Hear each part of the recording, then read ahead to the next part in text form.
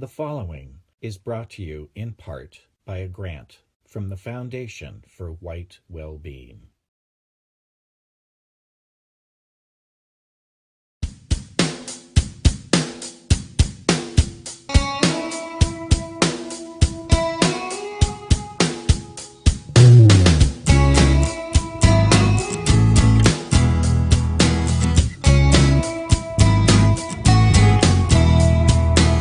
Loving your people is like coming home.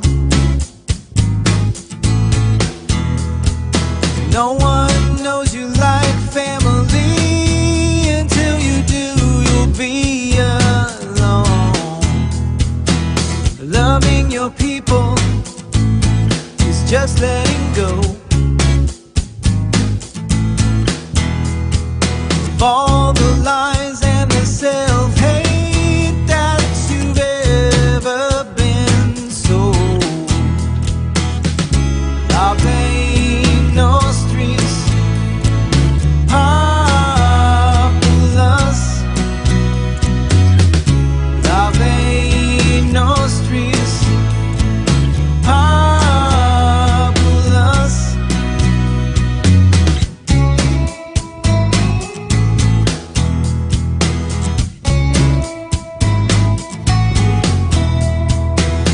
Brother, you're welcome, brother of mine.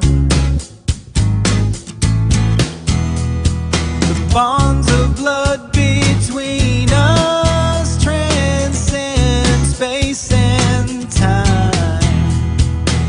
Just love your people and become whole.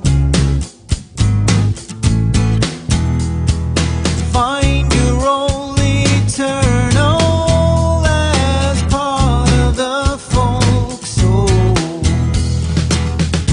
Love ain't no streets, populous. Love ain't no streets, populous.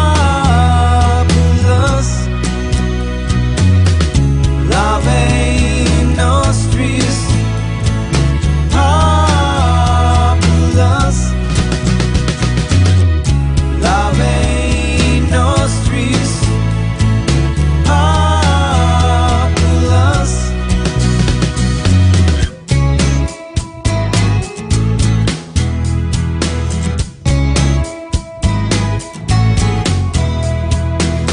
Loving your people is like coming home. No one knows you like family. Until you do, you'll be alone. Loving your people is just letting go of all the lies and the self-hate that you've ever been sold. Love ain't no streets, populous. Love ain't no streets, populous. Love ain't no streets, populous. Love ain't no streets, populous.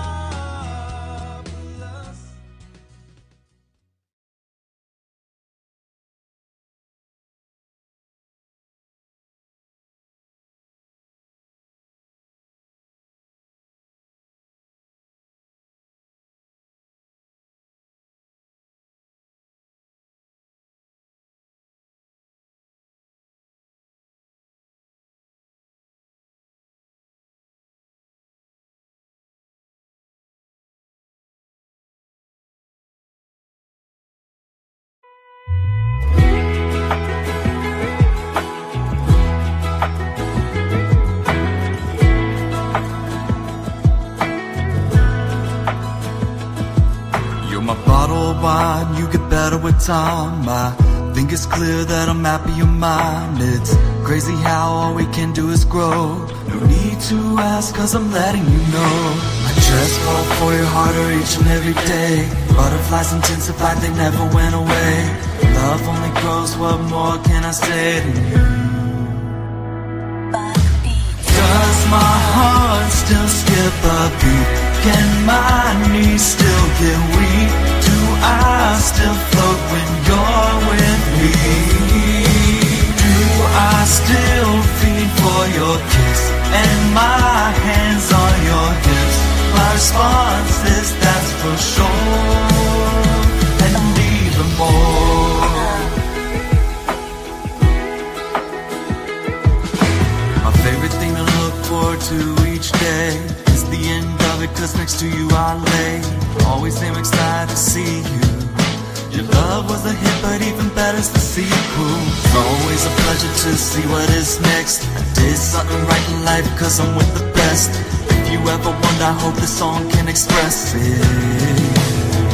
Listen to me now. Does my heart still skip a beat? Can my knees still get weak? Do I still float when you're with me?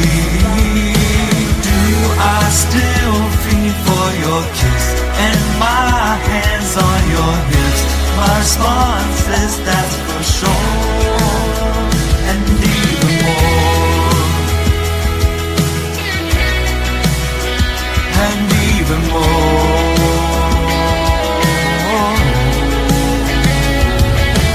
Does my heart still skip a beat? Can my knees still get weak? Are you the most beautiful woman I've seen? Still. Does my heart still skip a beat? Can my knees still get weak? Do I still float when you're with me? Do I still feed for your kiss and my hands on your hips? My response is that's for sure, and even more, and even more.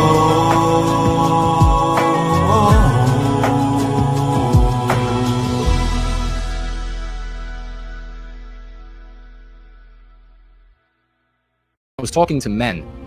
There was always a struggle for glory when they talked about living one day. My one day, if I could have any day to live in all the history of the world, it would be with Leonidas and the Spartans. I know saying that I would die that day. I want our women to continue to uphold the core of their being, the inward looking toward their womb for the survival of our people. But now more than ever, I want our men to say to our women, no, I will not serve your inward looking. I will instead strive for glory for our people and do my duty as a man. That more than anything is what we need right now. Master Rebel writing that with a kind super chat. Thank you very much, dear friend. What can we do? Much love, by the way, back from the decaying state of Virginia, once lovely and lofty, stained with the blood of my ancestors. What can we do in the short term? There is one thing we all need to be doing every single day. One thing. You don't have to worry about anything else. Everything else is an avocation. This is your vocation. Everything else is avocation. You have to focus on treating yourself for the mean pathogens inside of you. You are capable of a great many more things than you believe today. Whatever you think you're capable of physically, double that. Whatever you think you're capable mentally, triple that. Whatever you think you're capable spiritually, quadruple that. All of what you are, all the potential you have has been shackled by these infections of the anti-whites. All of that is holding you down to the earth so that you cannot move forward to achieving your potential in this world. So number one, you've got to treat yourself to your mean pathogens. Number two, and this is it, you have to help others around you, friends, family, and strangers, to go free. We need to spread curative contagion as quickly as we can. That is all you have to do. The important thing is that you can do this. You can make change in your life and the lives of those around you. You can be that finger that touches them, that then is all the push that they need to end up headed in the direction of going free and finally on the rails to their salvation. There's nothing that you can do in this context to recapture our destiny. We have to increase our numbers. We have, in a way, now again, this is a curative contagion, proof of concept many hundreds, thousands of times over now. This is not teaching another nationalism. This is not teaching another political party. This is something that is treating the infections in our people, and they are going free as a consequence. And just as I said, proof of concept, they're able to teach others.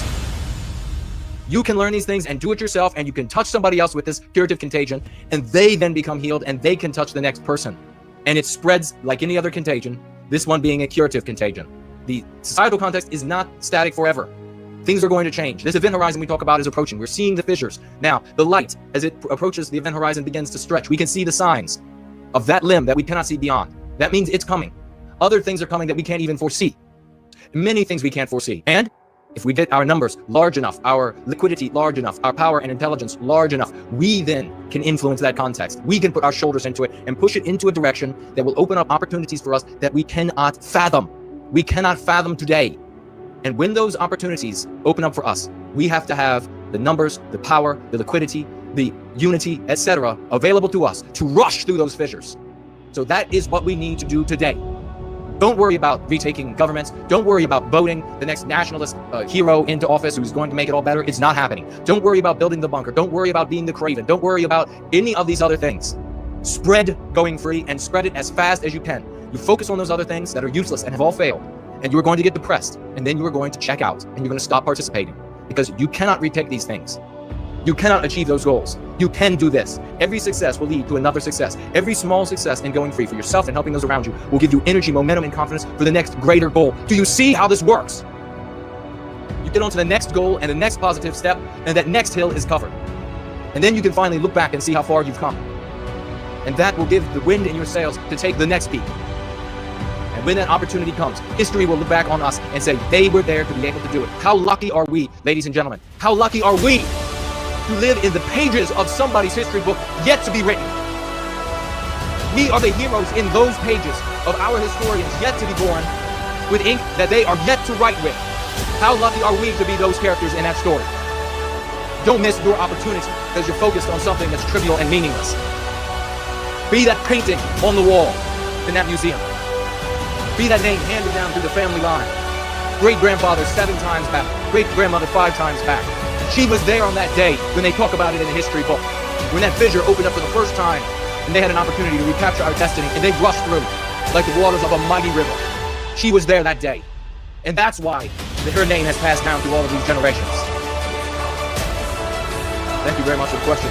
And that kind super chat, indeed, Icelandic dollars. Thank you very much. I'd love to visit Iceland, get a Going Free group together in Iceland, get memes together. I will fly right up there, freeze my ass off, and we will spread Going Free together.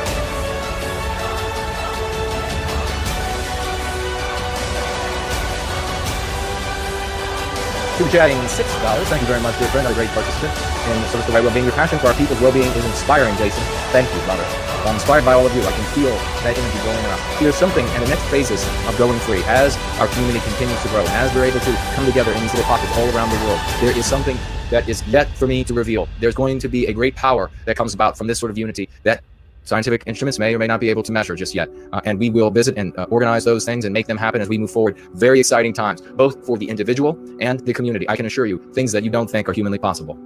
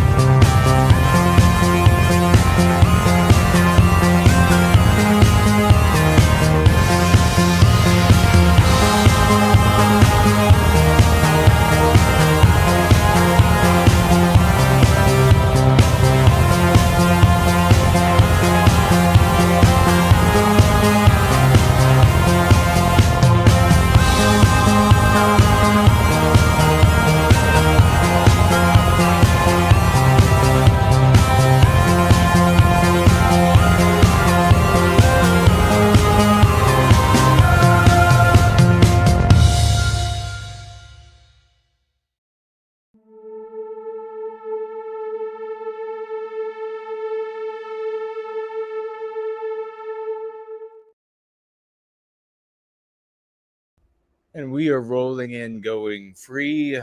Ladies and gentlemen, great to see you. Happy Thanksgiving to all of our American Prometheans. Let me know if the mic is working properly. Am I coming in through the proper mic? SN is here with us. Hi, Jason. What's your opinion on the anti-white Democratic mayors who will refuse to cooperate with ICE on immigration? We have an Asian Boston mayor, and now this Indian mayor for New Jersey. You also have a white guy, anti-white white guy in Colorado, saying the same thing. In fact, he said he's ready to go to jail. And Tom Homan said, well, he and that mayor agree. They're both ready for him to go to jail. And so hopefully that's what we're going to see.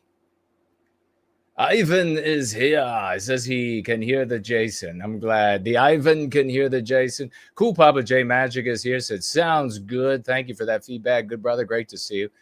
Full White Wellbeing is here. Good to see you. Says, Pit Stop.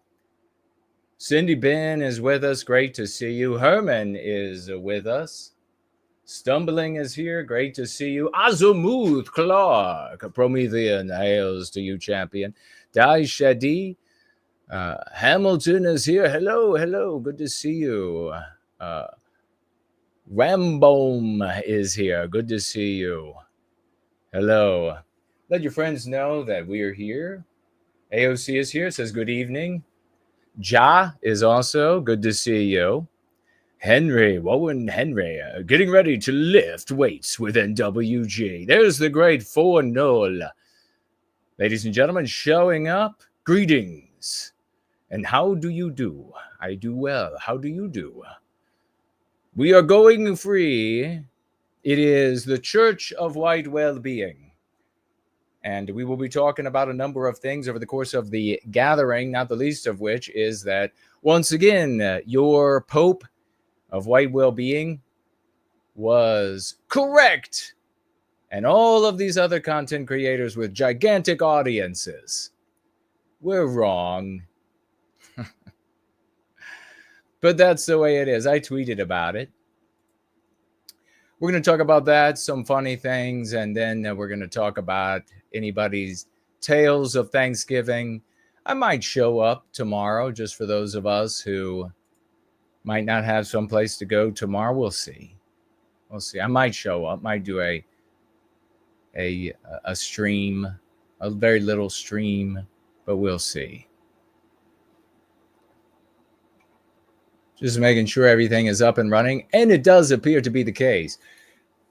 If you would like to financially gift over the course of the gathering, you can do so on the Do to Bro Moment platform, also known as Entropy.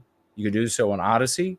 You can do so on Rumble. You can do so on D Live. You can do so on Cash App. You can do so on Subscribe Star. I'll be monitoring all of those. If you would like to financially gift a cryptocurrency, you can head on over to knowwhyguilt.org. Click on the financial gift tab. You'll see the cryptocurrency wallets that I use. You'll also see a snail mail address. And if you would like to donate, you can click there on the Foundation for whitewellbeing.org or .com, or you can go directly by way of the URL I just gave. Please, if you decide to donate at this 501c3, that you designate yours truly as the source, as the target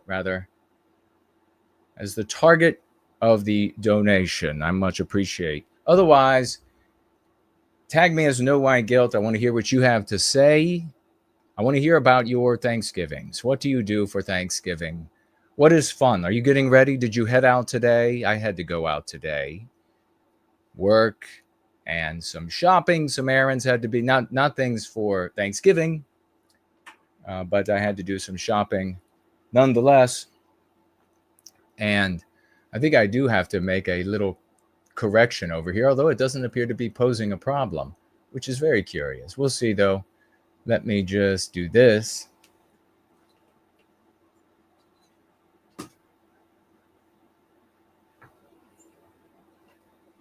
And does that change anything? Not really. Well, you live and learn. You live and learn. What do we have to talk about? We got quite a few stories. I put a couple of stories in the title. If you're interested in those, let me know. Tag me as No White Guilt. If not, maybe we won't talk about them. We'll talk about what you want to talk about. We'll talk about what's interesting. The mayors, as L is asking, what about these mayors that are saying they're not going to participate? First of all, I think there's an educational opportunity there, because why is it the anti-whites are the ones who have the balls? Why is it they are the ones with the courage? Well, the answer is because they have an ideology. They have a Frankensteinian people that is wedded by way of a socio-political religio ideology called anti-whiteism. It exists on the basis of the white race existing. It won't exist without the white race existing for several reasons. But the courage is engendered thereby. And you see, the white race, when they're not anti-white, seems to lack all courage. And it's a sad reality. And that's what we're engendering here, because you genuinely have to have a people, a group, but more deeply, profoundly, and permanently, a people in order to truly be courageous. Courage without a people, without meaning, is meaningless, for some circular reasoning right there. It is nonetheless meaningless. You can tag me as No White Guilt on any of the platforms. I'll be watching primarily the live chat on Twitter. And I want you to follow me on all of the different platforms I'm on, or at least the platforms that you and I share in common. Follow me there, because if I ever disappear, you're going to want to be able to find me. And so you can't rely on any one location. I'll be keeping an eye. What should happen to these mayors? Well, what won't happen to them? What should happen is that they should be dragged out, hogtied as traitors, as seditionists, and they should be tried for treason to the country. That's what should happen. Won't happen. They'll be handled ultimately with kid gloves, because there are too many Rand Pauls in the Republican Party, which is anti-white light, or anti-white less extreme than anti-white extreme Democrats. And as a consequence, they're going to be handled with kid gloves. And it'll probably be something lame like, well, we're going to shut off some money to your city. And they'll continue, the Republican losers will continue to refer to these places as sanctuary cities, because they have no brains in the chickpea skulls of theirs. So they'll continue to refer to them as sanctuaries. But we here know we are outside. In the Church for White Wellbeing, we are outside of that anti-white narrative that others simply cannot escape. They're trapped in it. And there are going to be a great many white people that are not going to escape from it. And they will perish. Their genetics will perish. So we need to find as many good white people as we can to bring them into the Church for White Wellbeing. If you are still hung up on centering some non-white group or more for blame for what's happening to us, we want you to grow up. When you are ready to do something about our victimization, please come back. Please come back at that time. As long as you are blaming others and you are looking for a scapegoat, you have not matured enough. You are not ready to actually do something about our victimization. When you are pointing the finger and saying, it's their fault if they just weren't here, if they just weren't here doing what they're doing. When you're doing that, you are a loser. You're not ready to affect change in the world.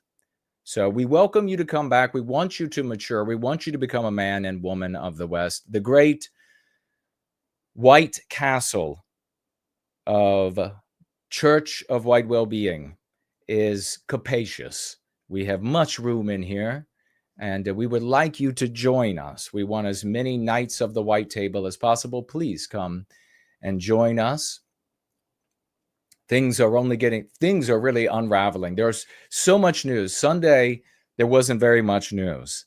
And the last couple of days, it's like everything, news on top of news. It's crazy. So I've got some items that obviously weren't listed in the title. Does the title even matter? I mean, should I even bother with a title anymore? Let me know. Tag me as no, because let me know. Does it really matter? I am pointing this out because of your previous stance on those non-white, anti-white people taking over of Western kinds, Western civilization. Oh, well, but like I said, there are also, I mean, we had several individuals in elected office in Maine, New Jersey, Illinois, and what was the other? Was it New Mexico? Who immediately said, "No, not going to participate. Nah, not going to do. Nah, going to use state. In fact, Maryland, so mayor in Maryland just said." So the anti-whites, they already dominate, and they are picking to pieces the totality of this once great country. It's not great, no matter what the Republicans tell you to make the sewing circles feel good about themselves. It's not great. It's wretched, and it's going down the toilet. By now in history, this country should have cured every disease that we suffer from. It should have been able to upgrade all of our offspring so that there wouldn't be disease, there wouldn't be short people, there wouldn't be fat people, there wouldn't be ugly people. We would have already fixed all of this. We would already have spacefaring vehicles and would be journeying throughout the solar system. But yeah, we're great. Yeah, we're great. Happy Thanksgiving. Thank you for your hard work for white well-being. Thank you, SN. I appreciate that. AOC, good evening to you. Of course, we know that Biden will be pardoning an additional turkey. It's a lame dad joke. Of course, his son. It's apropos, since it is his son, that he will be pardoning. We think, we'll see. I mean, it makes sense. Why wouldn't he? Spartan is here. Thane is here. Good to see you. Let your friends know that we are together.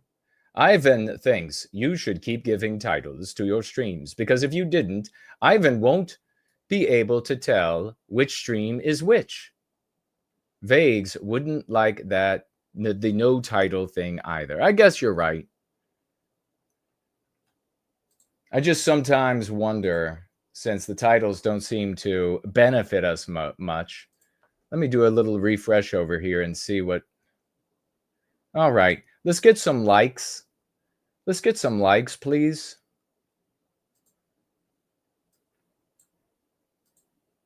It's not going to help with the algorithm because our anti-white friends that like to cut our throat at YouTube are not going to allow the algorithm to benefit us. We're downgraded, of course, in my opinion.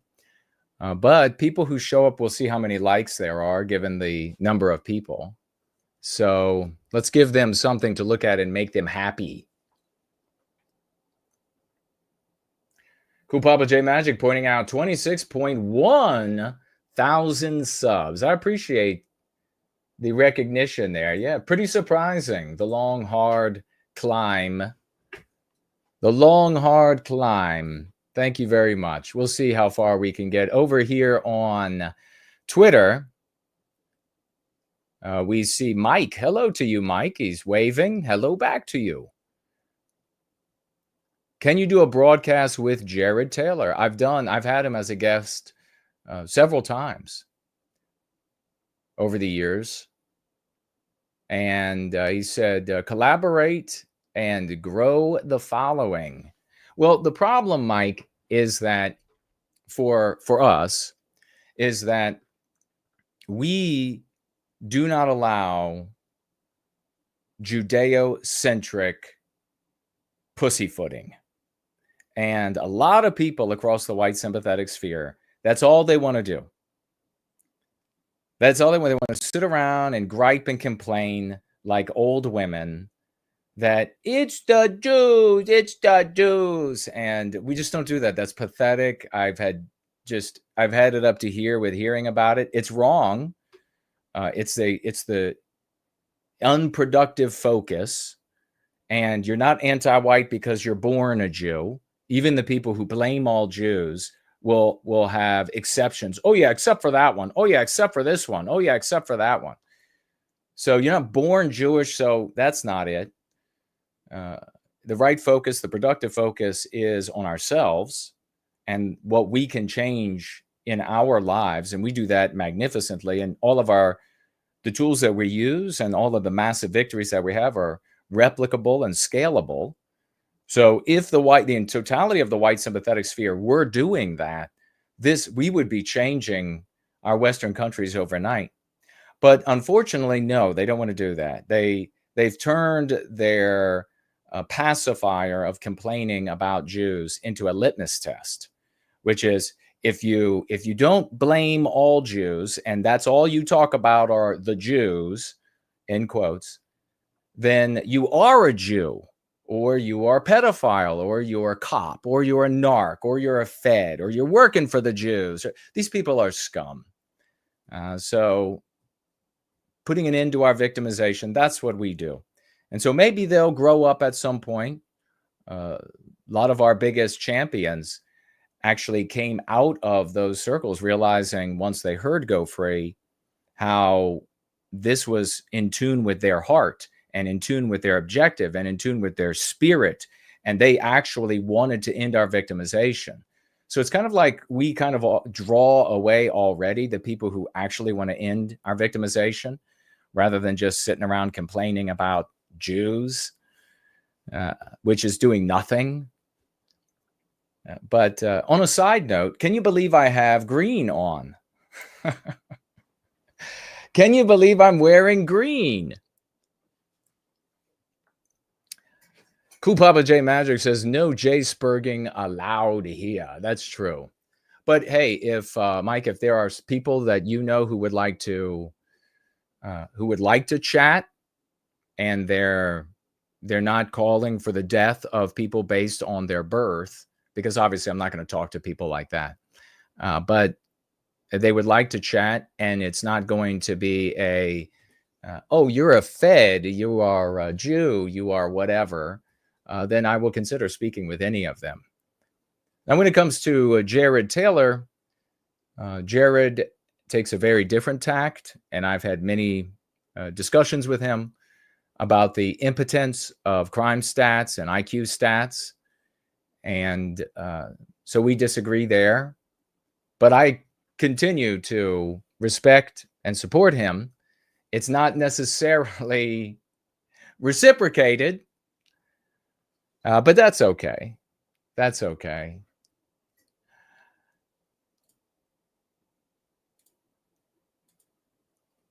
But what we do have are some funnies that I want to look at. Now, where did it go? I had this great... No, that isn't it. Oh, here it is. Let's take a look really quickly. We're going to be rocking out to some songs as well, as we are wont to do here in service to white well-being. By the way, Mike, go ahead and share the stream with all of your buddies, and they're welcome to tag me on the live chat and ask questions, and I will address those questions or comments, whatever they might be.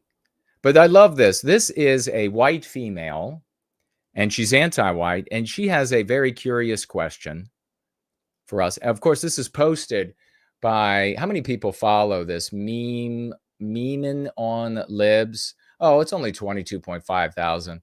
Some of these people, and this, obviously, these accounts are destructive, massively destructive to our people and the recapture of our destiny. and the ending of our victimization, because they continue to use the terminology of our victimizers. When you use their terminology, you legitimize their ideology. If you legitimize their ideology, you can't argue. You have no defense against the things they do to us. So this person refers to this female as a liberal. I mean, how vegetated do you have to be in the current year to still be calling anti-whites liberals? Holy shit. Holy shit. It's the liberals. That's what it is. It's just the liberals. You know, they're also liberal. Let's have a look. We're going to have to get into these because don't know how long we're going to be here. So let's hear what she has to say. Hello there, young lady. What do you have to say to us? I just don't get why we can't have Trump and Kamala both be president. No, okay. Don't get why we can't have Trump and Kamala be president. Okay. Let's see. What scintillating insight might she share with us next? And then Kamala is only president to the Kamala supporters. Oh, okay. Okay, Kamala is the president to the Kamala supporters. All right. And then Trump is only president to the Trump supporters. Oh, Trump is president to the Trump supporters. I mean, do we have a vegetated race or what? Can it get dumber? And then we can find ways to identify one another. So then only the Kamala supporters get the Kamala's policies. Yeah, we're going to get you some numbers. Get in the truck. You're off to the camp. I just feel like that would be way more fair. And I don't know why we haven't thought of it before. I don't know. We haven't thought about it before because it's dumb as shit. That's why we haven't thought about it before. Little sneering wry look on her face. Just don't know why we haven't thought about that. So 2 presidents for one country. I kind of like the idea, though. We'll take that entire tax burden that is on the totality of the white race right now to pay for all the anti-whiteism, to be the ones that are required to harmonize the diversity. We'll go ahead and take all of that, those jobs, all of that time, talent, and energy that's wasted, money that's wasted, the tax burden that is thieved right from us, and we'll just put it on the Kamala supporters. And we're going to move Mbappe and and Ricky from El Salvador and Africa into your house. It's going to go well. Just like the guy in, in Colorado, and he said to the illegal alien, he's like, oh, listen, Manuel, I love you. You're so much better than the white people. I'm going to bring you in to live in my house, and you will live in the basement, even though my 14-year-old daughter lives upstairs with me. You can live in the basement, and we will share bathrooms and kitchens because, Manuel, you are better. And then he rapes the shit out of the virgin 14-year-old. And then flees. And we'll do that. So let's do that, honey. You can have all the Kamala policies and you can pay for them and you can suffer the consequences, that's the way it should be. And we will have some policies that are a little less anti-white. They're still anti-white with Trump. They're still anti-white, but they're a little less anti-white. It'll cost each person a little less. We'll do that. I don't know why anybody hasn't thought of this yet. I'm a genius.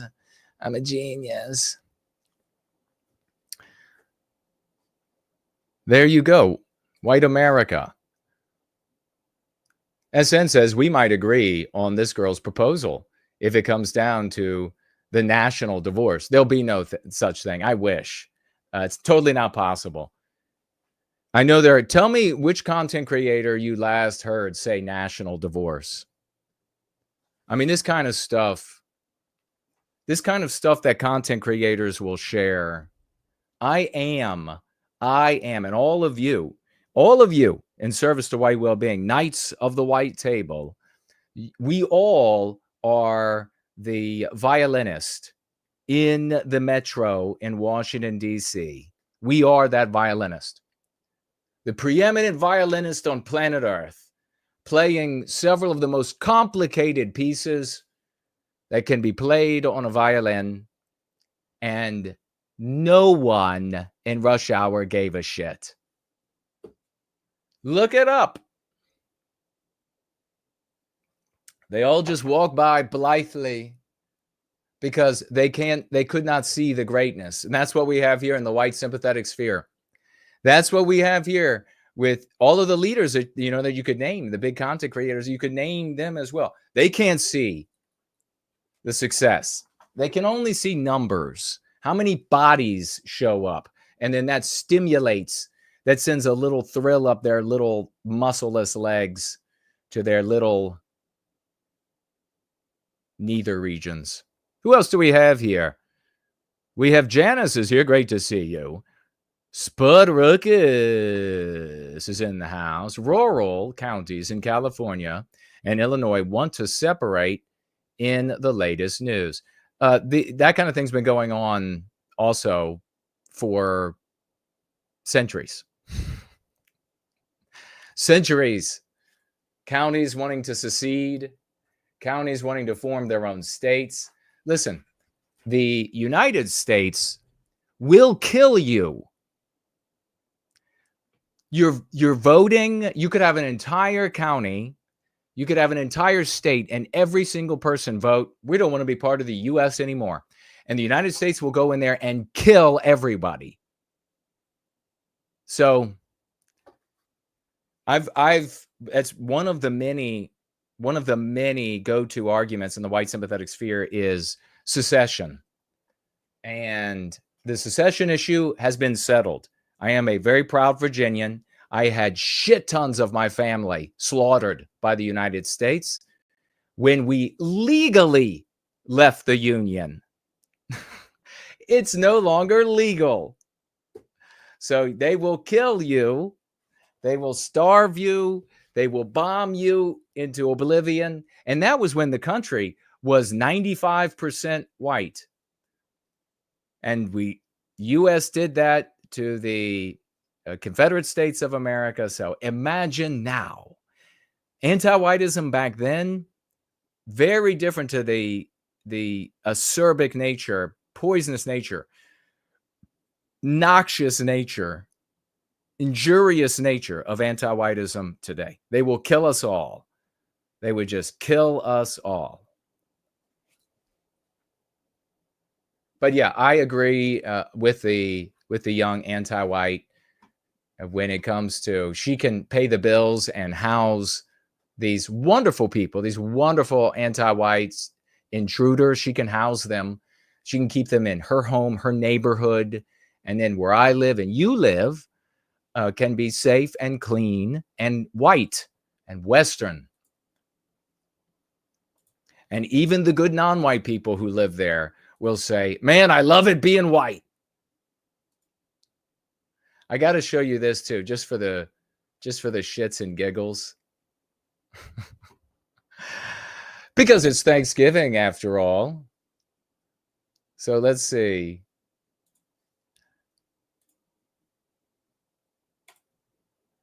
When you realize you are never going on a walk again. Look at that little dog.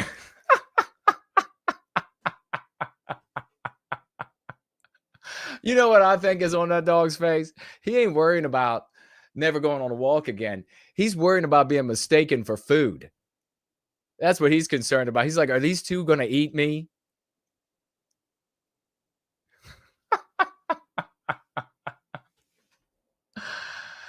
Yeah, baby. Foster is here. Blessings to you, Jason, and yours, and all the wonderful members of the white well-being community on Thanksgiving from occupied Southern Oregon. Well, Big, beautiful Promethean blessings. You know, the thing about Thanksgiving is, genuinely, in all seriousness, we have to be thankful for each other in this community. The Church of White Wellbeing is a real thing because we make it a real thing, because we keep showing up. If you don't show up, if you don't watch, Jason will find other things to do for White Wellbeing. So we make the Church of White Wellbeing a real thing by showing up, by participating, by being engaged. That is the substance. And what's really important, I think, and that we should be thankful for, is that we have the tools that finally work. The white race doesn't have shit for tools anywhere else. Everything else has failed. Imagine this. Generations of both heroes and losers and etc. in the white race have poured over the problem, the challenges, the white erasure, the eradication, the insidious nature of anti-whiteism and how it works corrosively in every single branch, department, category, circle of life in which we live. And they have all failed. Imagine that. Just really, you have to sit back and be grateful for that. That's the kind of thing that you have to like stand up and as a group sing to the good Lord in gratitude that the Spirit of the West has spoken through enough of us and that we have come together in this moment in time, as dark as the age is. Always, I mean, to borrow from a speechwriter for a lousy speaker, that as dark as it is, we can see the stars of our race, the clearest they've ever been in our skies today.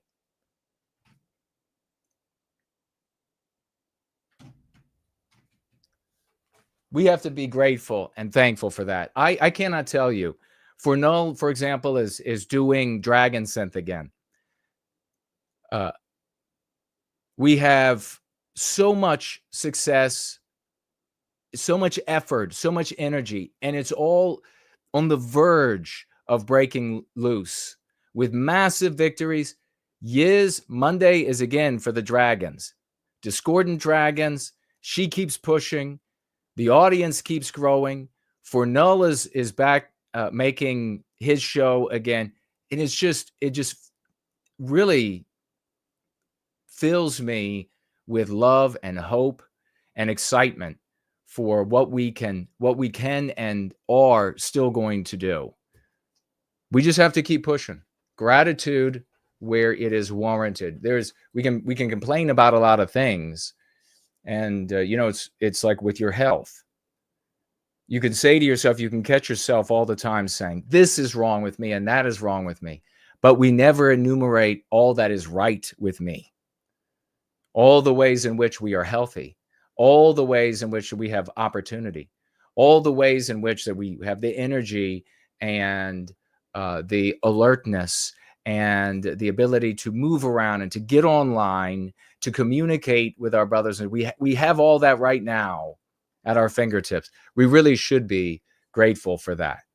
Now, that little dog can't move around, and he better sure as hell hope that he's fleet-footed inside that house, or them two porkers might eat him. But you and I, we've got room to move. We can go on a walk in the woods. We can leave little things out, little stickers out here and there that say nowhiteguilt.org and end anti-whiteism, and leave people with something right there in their faces, that though they never see us again, they are empowered, and by being empowered, they empower all of us.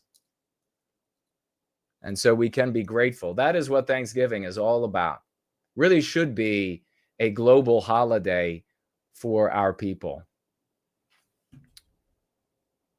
Because it's more than just the basic story, which of course in the anti-white narrative has been completely rewritten. If you haven't checked lately, if you haven't checked, every single year, Thanksgiving is more white erased, the official telling of what happened. And it's, of course, exactly in keeping with what we explain anti-whiteism to be and what anti-whites do. It's a natural course of its evolution. More and more white erased, more and more credit to the non-white people, more and more victimization of non-white people by white people. So yeah, it really doesn't mean officially anymore what it used to mean. So we might as well make it a global holiday for Western kind, where we give thanks for all of our great achievements, all of our accomplishments, and more importantly, gratitude to those white men and women who said out loud in so many words their love for our people, their love for the deeds and works of our people, and their willingness to be a contributor to that glory. That's really what it should be moving forward. The great Slotz is in the house. Good to see you, brother. Happy Thanksgiving. Samuski is here.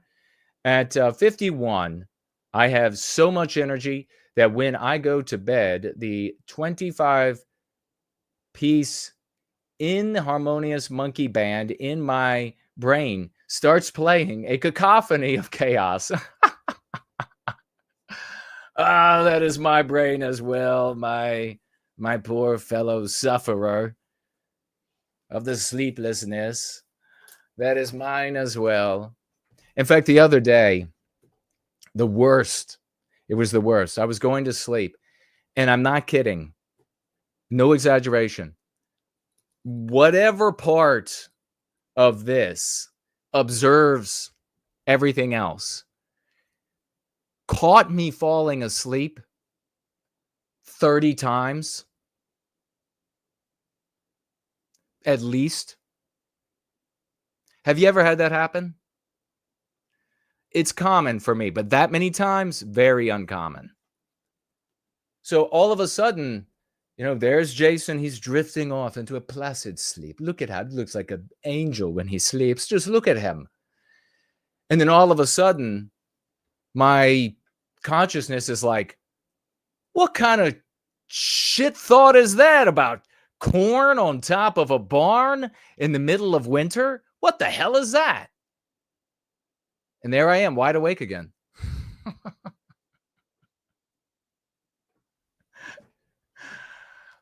Then I started going off again. Then all of a sudden it's like, little people can't pole vote. Why are you even thinking about that? Oh, shit. Those weren't real thoughts, but I just discovered that I was thinking them.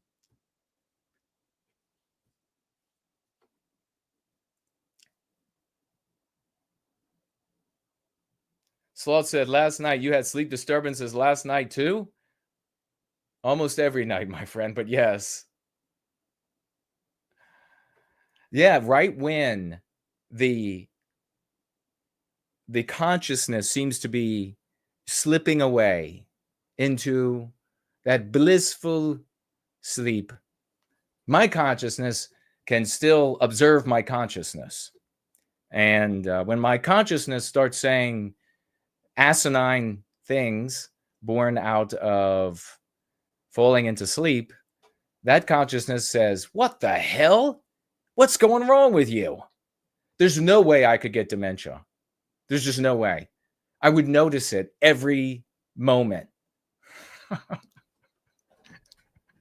What do you have, dementia, bitch? Happy Thanksgiving, says JW over here on Twitter. Happy to have met you. See, you still care about us. Absolutely. That's not changing. That's the reason I was born. That's why Prometheus gave me life. This is the only reason I'm alive. If there wasn't this, there wouldn't be a Jace. I wish there would be. That would be nice. I wish there was an anti-whiteism. I've wondered what my life would be like. It'd be awesome. But no, I don't know. I think I would cease to exist. If there was an alternate timeline where there wasn't any anti-whiteism, there wouldn't be any Jason Köhne to combat it.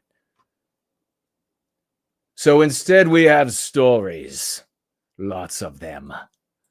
To touch upon briefly, newly crowned Miss Universe faces heat after saying, my neighbor, appearing to lip sync racial slur, neighbor, in Jay-Z song. The newly crowned Miss Universe. So there's a couple things here. You want me to put her on the screen, don't you? I know you do. You're like, yeah. Yeah, will you put her on the screen, please? Yeah, I will. There we go. I will embiggen her as much as possible. There she, although right there, looking kind of weird. Totally honest with you. Looking a little weird. Otherwise, we've seen her. She's obviously quite lovely. The newly crowned Miss Universe was hit with a wave of criticism after she posted a video online that appeared to show her lip syncing the racial slur neighbor included in a Jay-Z song over the weekend. Danish model blah, blah, blah, blah, blah. What the hell? Victoria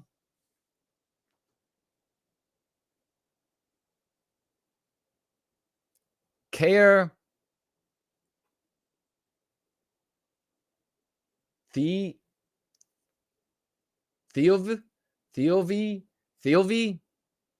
sparked the controversy after mouthing lyrics to Empire's State of Mind that included the N-word during the nearly 20-second TikTok clip filmed on the top of the Empire State. The things that come out of TikTok are the worst. It's the absolute worst. Our race, our descent into the toilet has been expedited by TikTok in a magnificent way. On top of the Empire State Building that has since been deleted. I can't believe I'm witnessing this in real time. One social media user commented, with another user writing, girl, what? Girl, what? You're white. Don't you know you're not allowed to say English words? We decide. We decide. You didn't even invent English. You didn't even invent it. You stole it. You stole it, bitch. You didn't even invent it.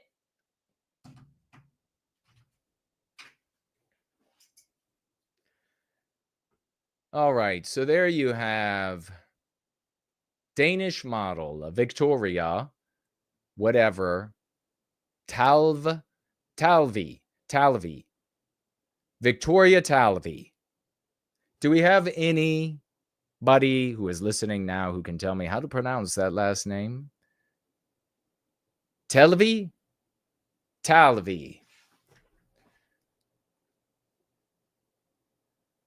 Hey, so this is crazy. Another user opined. No, they didn't opine. You're giving too much credit. They shit out of their mouth.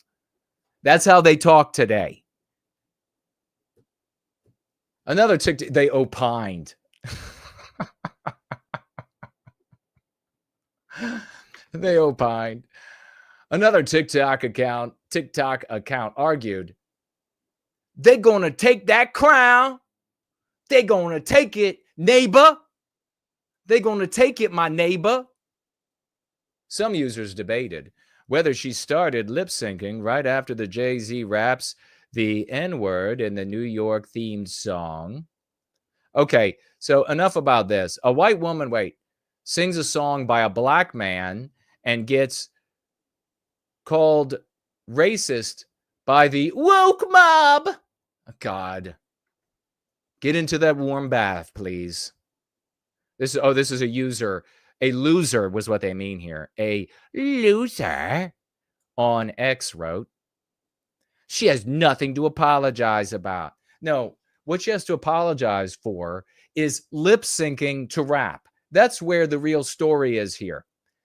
People in this community are going to get it. Why is it that the most beautiful woman in the world as determined by the Miss Universe contest. So she's probably going to be high on the list of the most objectively beautiful for our people. The most beautiful woman is not singing, is not lip syncing our songs by white people. She's lip syncing a song by a black nationalist who hates white people. Can somebody explain that? I mean, I actually know, but maybe we'll just kind of Socratic method here. That's your problem. Whether or not cucks out there, listen, cucks, whether or not my vegetated brothers and sisters out there, actually, let me translate for you all.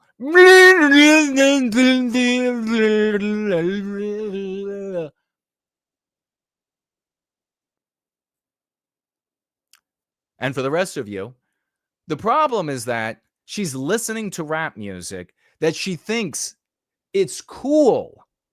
Who gave her the impression that rap music, that black rappers who don't like white people, I mean, that's my opinion about Jay-Z and the things that he's said in the past, that he doesn't like white people, that he's a black nationalist, which of course is celebrated. Why is the most beautiful white woman lip syncing to that filth?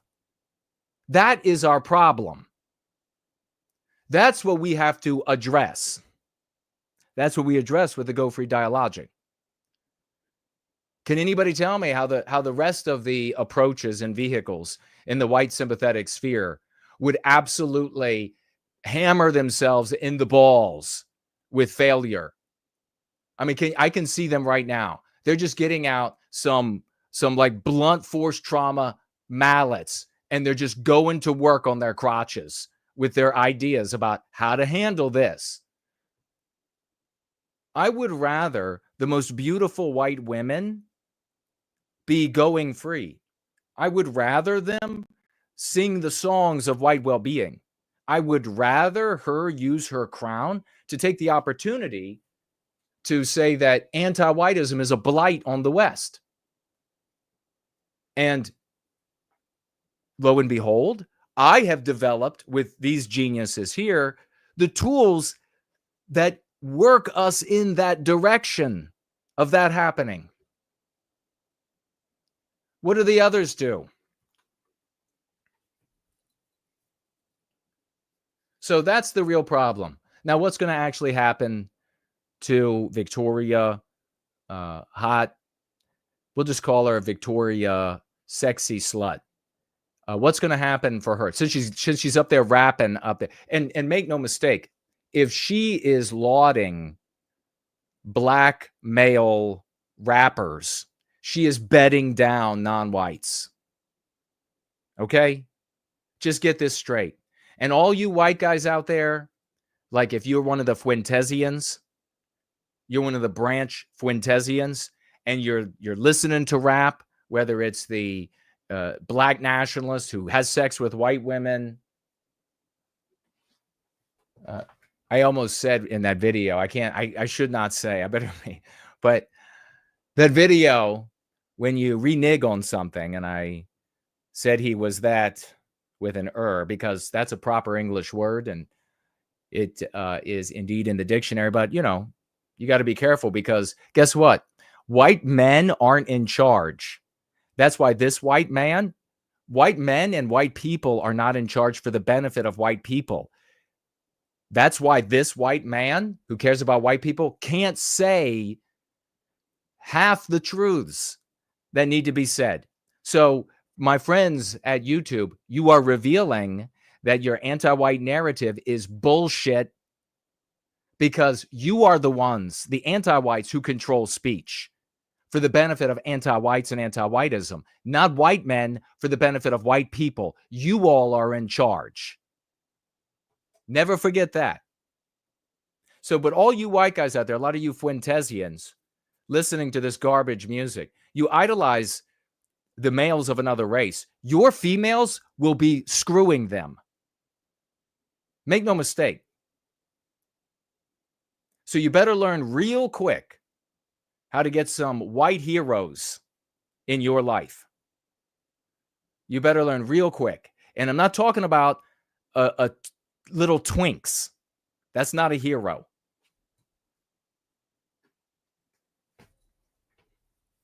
Good God. So here you have this most beautiful white woman. I wouldn't be surprised if in the future she ends up having non-white children. Wouldn't be surprised at all.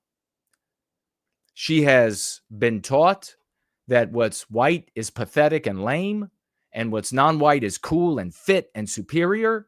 And so she's out there wrapping it up, getting herself in a little bit of trouble, wrapping it up on the top of the Empire State Building. Oh, by the way, blacks didn't build that, but, you know, maybe they did. Maybe they did. I won't state that as a fact, because in another 2 or 3 years, that will be a channel ending offense for misinformation.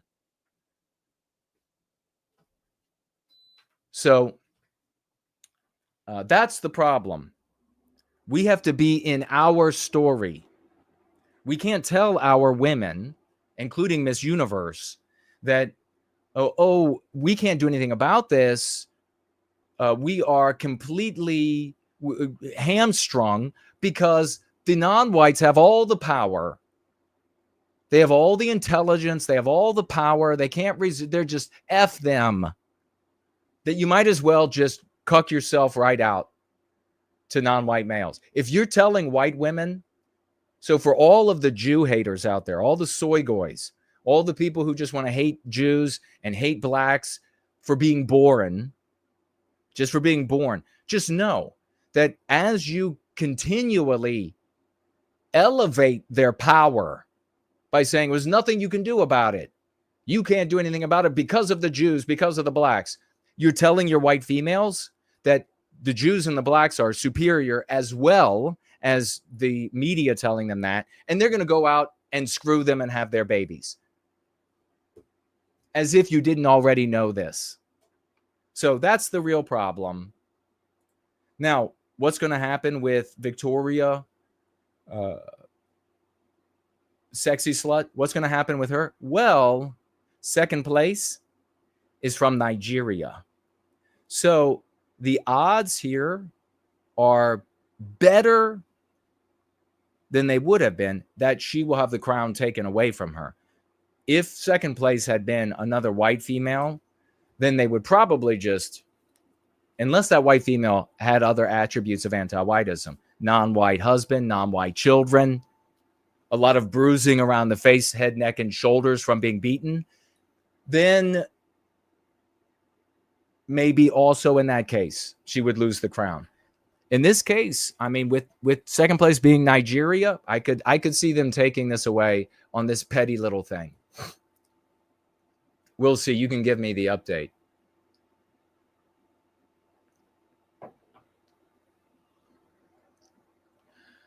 SN says, Black love to claim that DC is their city, Chocolate City. Yeah, I remember that down in Louisiana, too.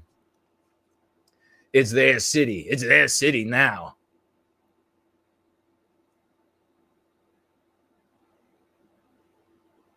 Samuski asking for the spelling. I didn't. You'll have to look it up. Jay Leno looking like Two-Face. He took, says stumbling. He took a spill. Here you got another guy. Is he white? Is Jay Leno white? Hundreds of millions. Centimillionaire. Not a dollar for white well-being. Not a dollar. You know who doesn't act that way? Jewish people. You know, I know the soy guys, they really hate that. Rub it in. Rub it in. Rub it in. All right. On Thanksgiving, the soy boys can be grateful for having lost their girlfriends, their mothers, their wives, their children, their jobs, their friends. Ah. Make sure you tag me with your thoughts. I want to hear what you have to say. It looks like Lunda, the Thunder Down Under, is with us. Great to see you. TJWK Ireland. Good morning to you, my friend. Good morning.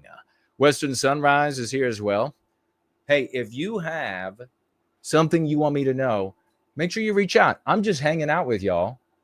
That's all we're doing. This is the Church of White Wellbeing on a Wednesday. I'm going to have to brag here. The Pope, yours truly, of White Wellbeing was right. And all of those other content creators that you, especially like the Fuentesian types and Elijah Schaefer type audiences and Salty Cracker audience, yes, they were all wrong. Them and all of they were all wrong. Wrong. Yeah, I like to rub it in their faces. I don't know if anybody saw this. Bada bing.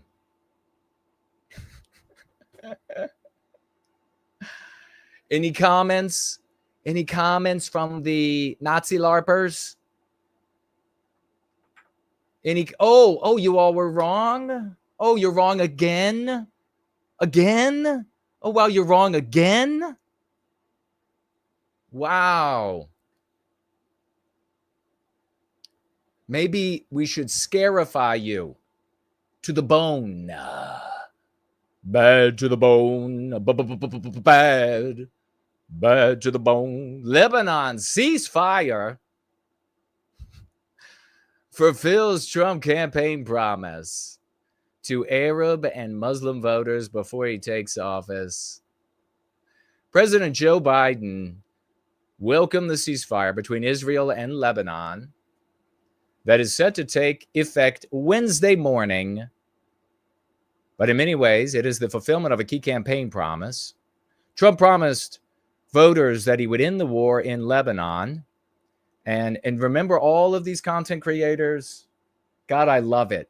I love it. Eat shit and die. Eat shit and die. Metaphorically, like not literally. I want you to live for a very long time after you have eaten shit, and we can just all laugh at you forever. Eat shit. You all are wrong again. But Trump is the Jews control everything. And they control everything. What, my girl is banging a Jewish guy now? Well, then she must have been a Jew anyhow. They control Trumpy. He's a Jew. He's half Jew, and he's controlled by them. So he's immediately going to start World War III.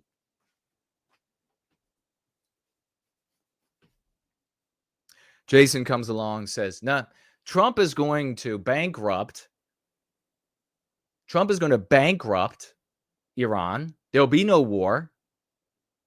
That's the most likely outcome." I've said numerous times, it's not impossible that people could, these individuals could stumble into war, but by far and away, the most likely outcome is that the hostilities will end when Trump is elected.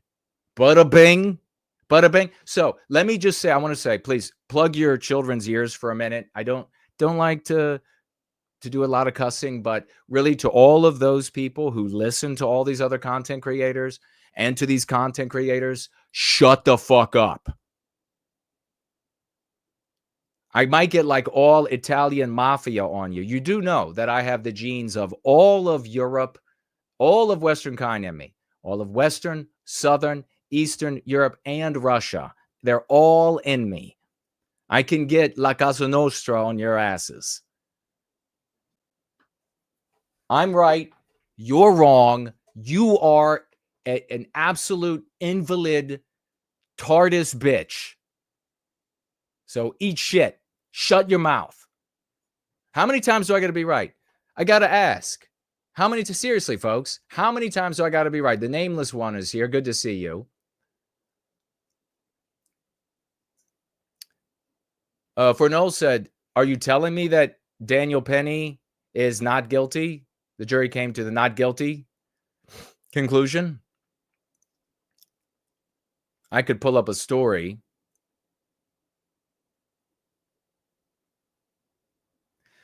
Slot says, truth, though, Jason, even though human behavior is potentials, it's the truth and about the do's.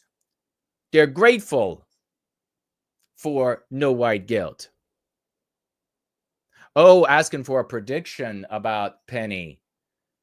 I wish I had paid a little closer attention than to the arguments being made to see if there were any legal ways out. That was the thing that I was curious about. Was there any sort of little legal way out of it? Is the trial still going? Has it concluded?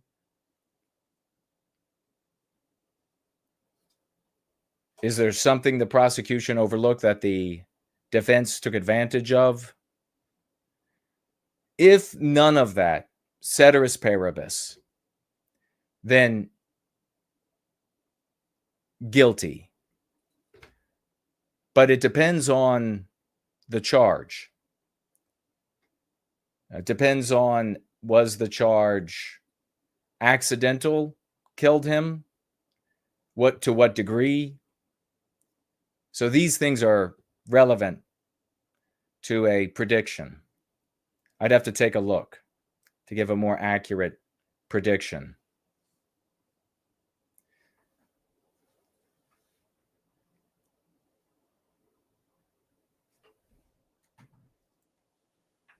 No white guilt is always right. Fact.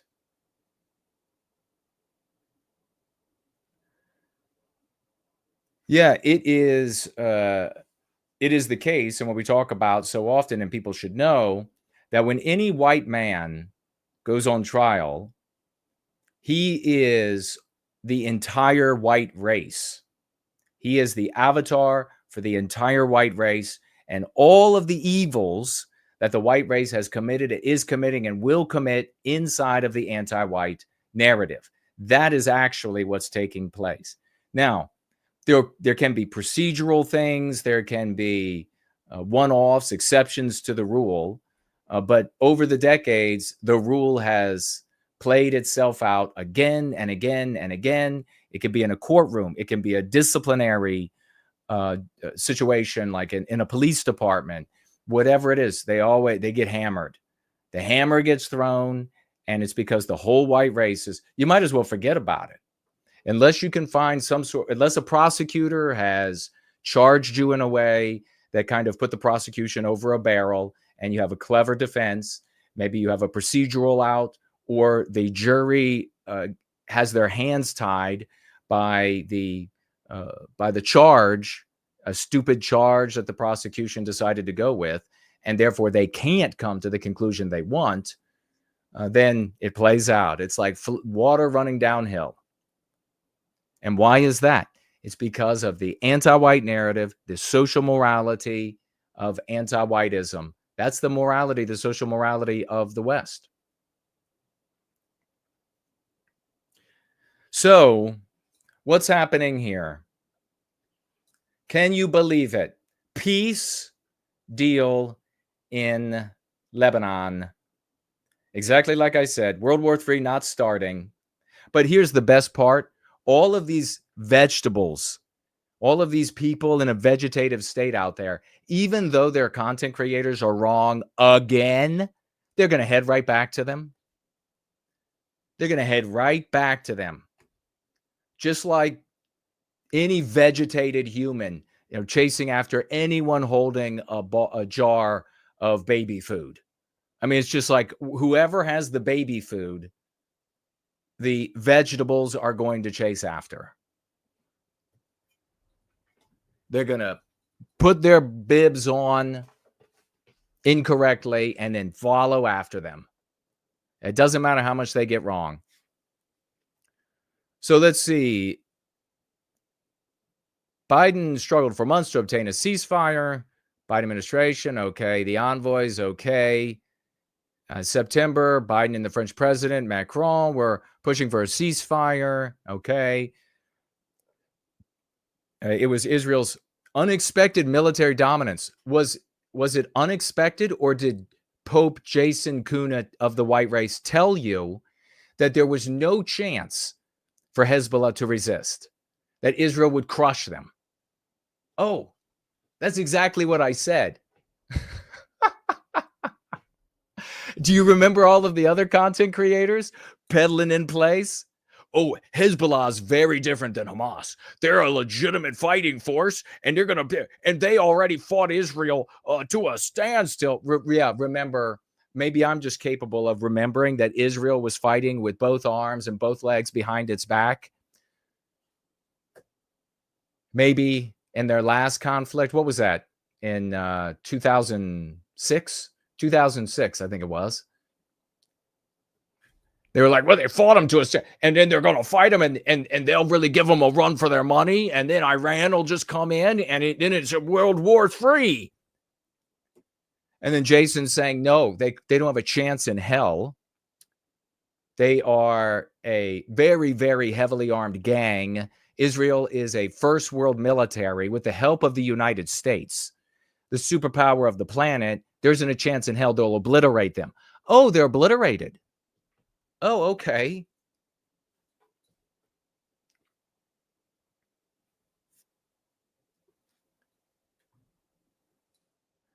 So let's see here. There was something else here that really, oh, okay. Look at this line right here. Now, how many of you remember me saying numerous times this? How many? Trump has committed to restoring sanctions on Iran, a make Iran broke again. How many of you, strategy, how many of you remember me? I said it like 100 fucking times. If you don't remember it, boy, I don't know what's going on in your head. I said this so many times. And do you remember somebody came up on one of the platforms I look at on the monitors over to my left, your right, and was like, make them broke? What are you talking about? How could they make them broke? And I was like, it's a turn of phrase. I mean, they're not going to be completely out of money. Do you remember that? They're not going to be completely out of money, but they're going to be broke. Do you remember? For fuck's sake. Here I am, right, once again.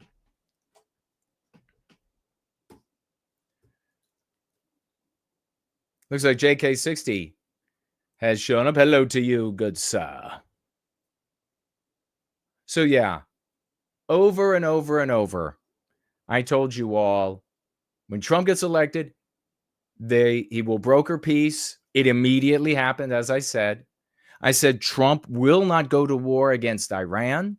Instead, he will bankrupt them.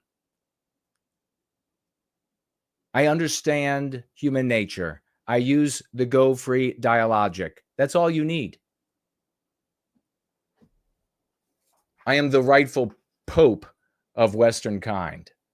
Right there, it says right there, those exact words. I need to go work for King Psychic Friends Network. For the love of God. For the love of God. How can you be this right? And nobody give a shit. I mean, you all do, because you're classy people. You're classy people. So you're like, well, this guy's right. I'm sticking here. But so many of the others don't give a shit. So I'm not thankful for them.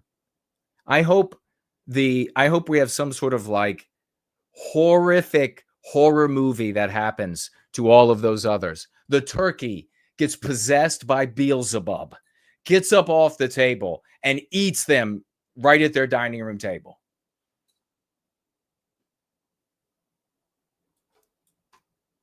There's a conjuring going on, my friends.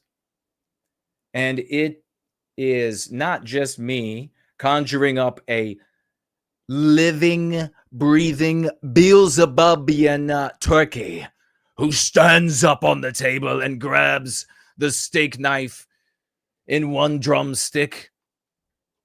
And I know you say, doesn't have any thumbs. It's magic. shut up. Holds the steak knife high, and everybody is shocked there in horror.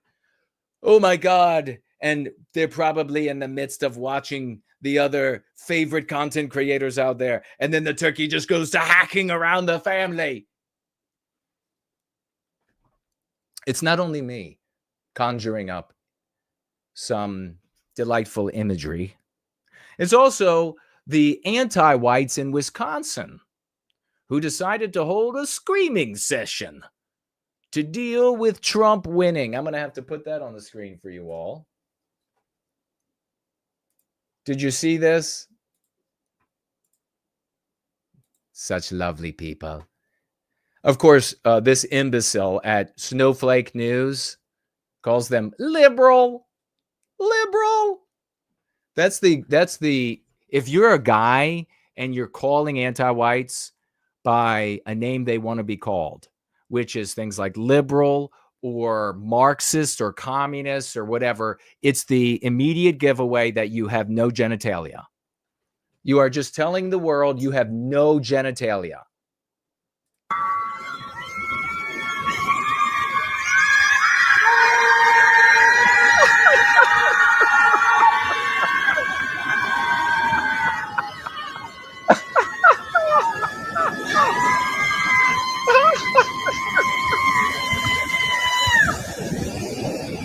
Oh, yeah. I did look.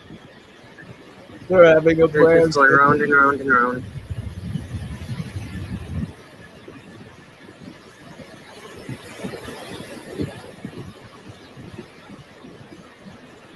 Oh boy! And then a couple of them, few of them, decided they were going to drown themselves. Yay! Let's get into the water. Oh my gosh.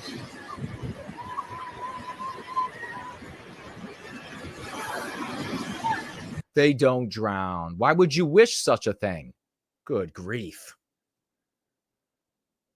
This actually, Kate had a run-in with a grieving circle, I think is what they called it. And it's a great example of anti-whiteism in the ancestral religions, aka pagan religions. And it's one of the things that I have over the years, especially when I went and participated in so many of these get-togethers, just to be with other white people who care about white people. One of the things I noticed was anti-whiteism is just as prominent in these ancestral religions, pagan circles, as anywhere else. It's been totally conquered. And so it was a big group like this, not quite that big, but a big group like this. She was in the park and they saw her and they're like, do you want to come and be part of our grieving circle for, because Donald Trump won the presidency? She's like, no, thanks. No, thanks. They went over. She actually got a photo of them and they started chanting and they were praying to Artemis. Okay. The goddess Artemis, the goddess of the hunt and of revenge against men. And the pagan circles are full of these females, these anti-white females. But they're not alone in that. Christian circles and everywhere else full of anti-whites. But the thing about the ancestral religion circles, groups, Hoffs, is that the females there, every single one that I've met thinks in some part of her that she is Boudica and a sorceress. So they're like, they all think that they are Boudica, and I know. Boudica went off into battle, the first battle, got her ass killed and all her men killed and everything. Great female general. I mean, just awesome. That's why we don't have matriarchy. That's why it didn't come down through history, because it was tried again and again and again and always lost, and all the men died under the leadership of the fearless shield maiden women. But yeah, in the ancestral religions, pagan circles, every female that I've met thinks that she is a warrior and that she has magical powers. So that's one of the differences. But it's the same anti-whiteism. But those are even the ones that are seemingly less anti-white. And then that's what you encounter. Leader of men. But anyhow, like I said, they're not unique. You have the same anti-whiteism, defeated Christianity. Anti-whiteism is everywhere. But yeah, out there humming and singing in public, in a public park to this goddess, Artemis. And then you have here the same thing. Scream at the sea because Donald Trump won the presidency. How you like that, Jay-Z? God damn, I'm good.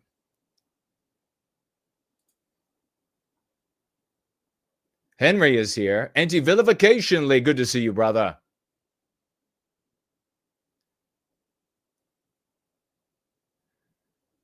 Fernald says you can see the Orion in California very clearly.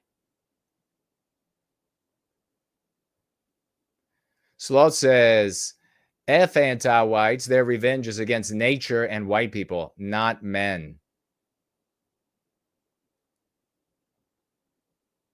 Psychotic psychics. For no, that's funny.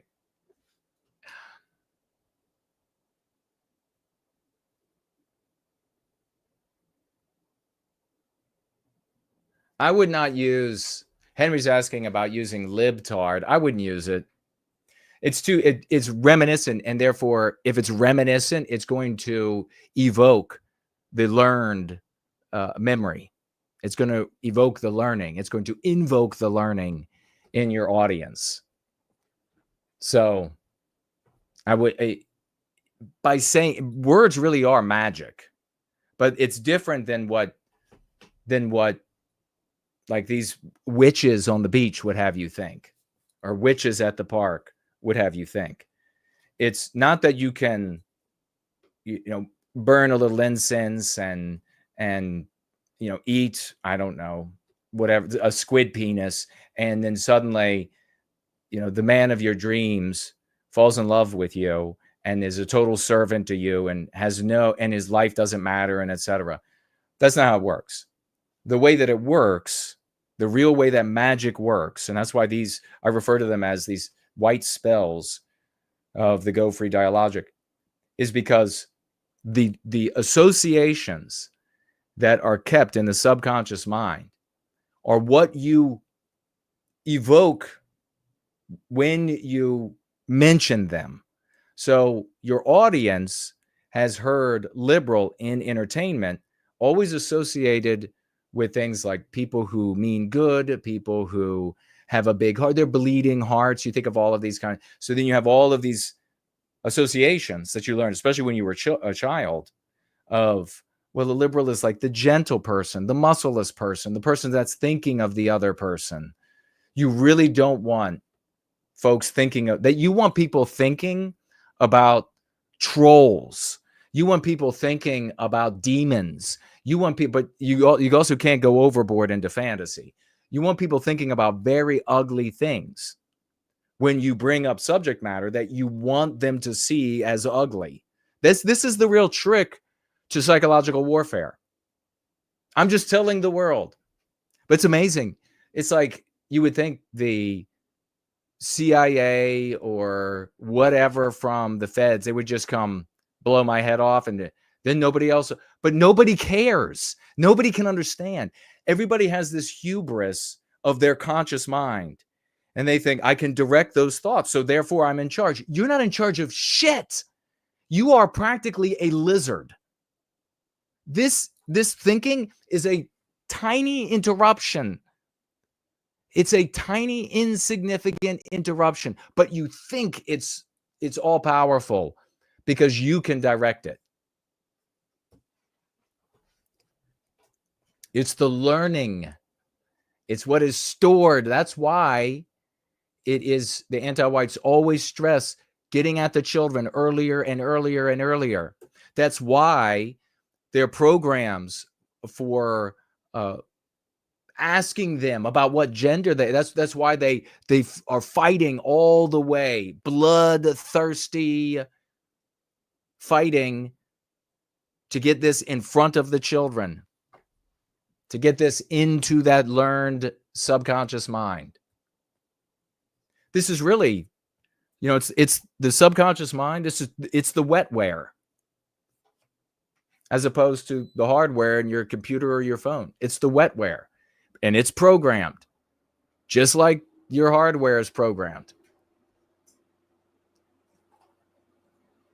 That's why you see such a lackluster response to grooming gangs. Population, the response should be, for the act, what's happening, should be over the moon with a reaction. But we know that here on YouTube, if you don't know, pedophiles are a protected class. And so there are some damn good pedophiles in the world. Some of them might not be good.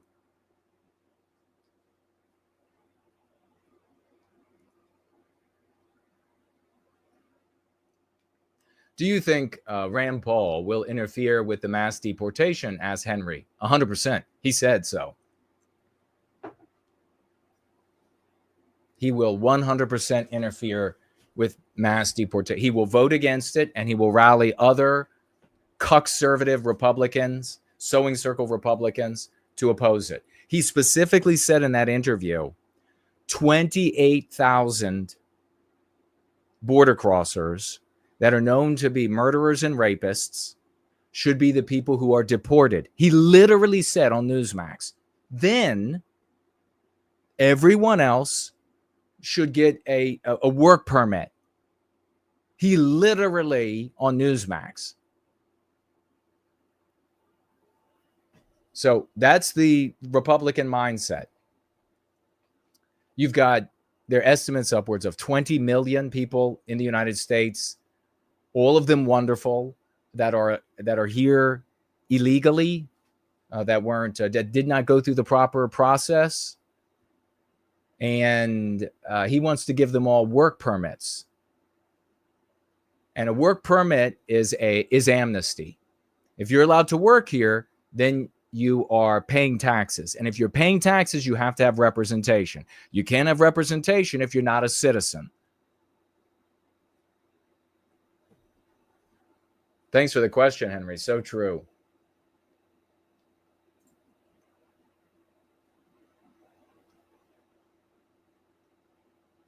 All right, let's keep it rolling along, and keep tagging me, and I'll see what you have to say. And I'll be checking at the financial gift. Daughter of Eve is in the house. Good to see you. Greetings, Jason, a great brother.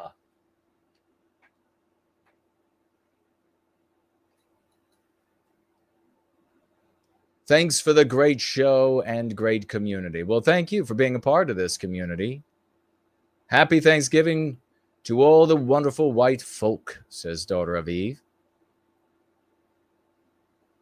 You should think about being a hero in our story and not a villain in their story.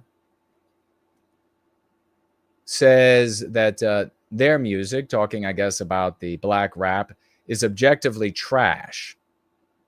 Badly produced and written. 100% agree with that. And most people don't realize that even the rap, when Jeff was still alive and he had been in these music circles, deeply into music, and we got Fornall here, we got people that can talk about this. Every big musician is abetted by these background white guys. There are all these white guys that show up in the studios and they study music. They know every little jot and tittle of music, and they show up and they make their it doesn't matter whether it's heavy metal, rock, rap, bunch of nerdy ass white guys are in the background. So they're not even doing it all on their own. Although maybe now increasingly, a lot of these black rappers are have a lot of white blood in them too. So maybe more recently they have fewer nerdy white guys involved. But nonetheless, yeah, that's what they end up producing. The big issue with black rap is that it is the music of their revolution against the white race. So it makes it even more poignantly painful when Miss White Universe is singing the anthem of their revolution against the white race. Really, the world is a vampire set to drain.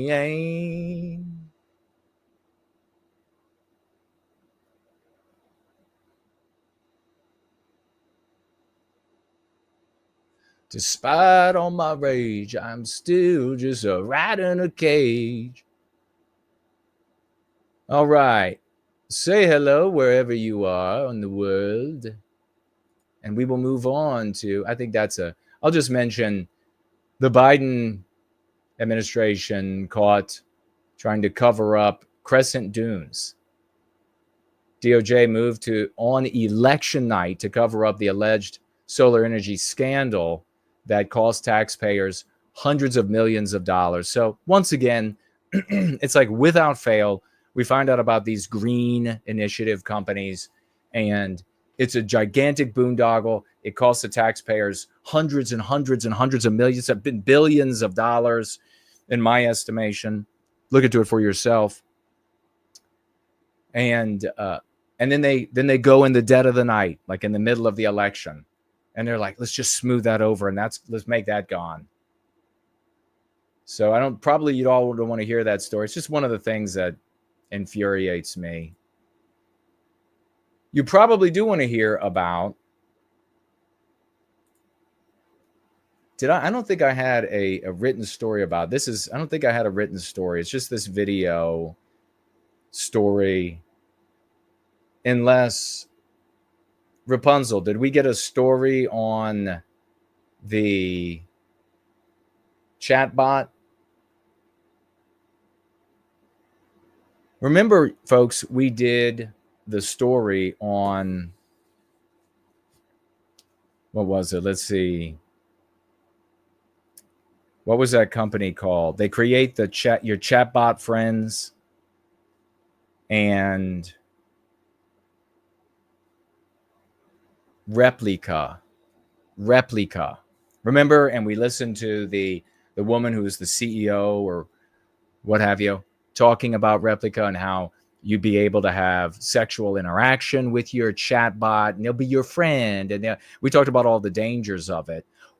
Well, chatbot convinces a man that he was born in the wrong body and is really a woman. So he's transitioned. Let's have a look at this little blurb.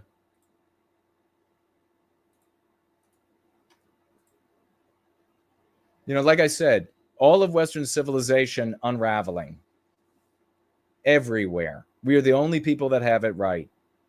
The bottleneck is approaching.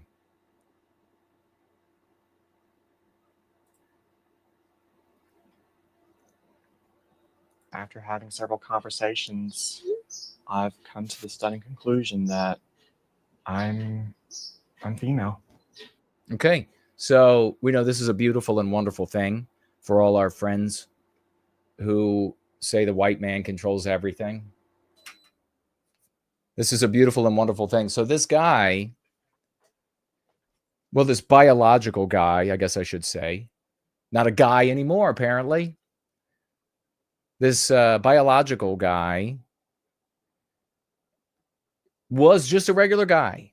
up into his 20s or 30 or whatever it is. And he's a lonely person. He's an antisocial person. And he decided to get himself one of those, hey, it's no danger, replica chatbots. Now, I don't know if this one was specifically replica, but I think it was. And to be a buddy, to be a friend, you know?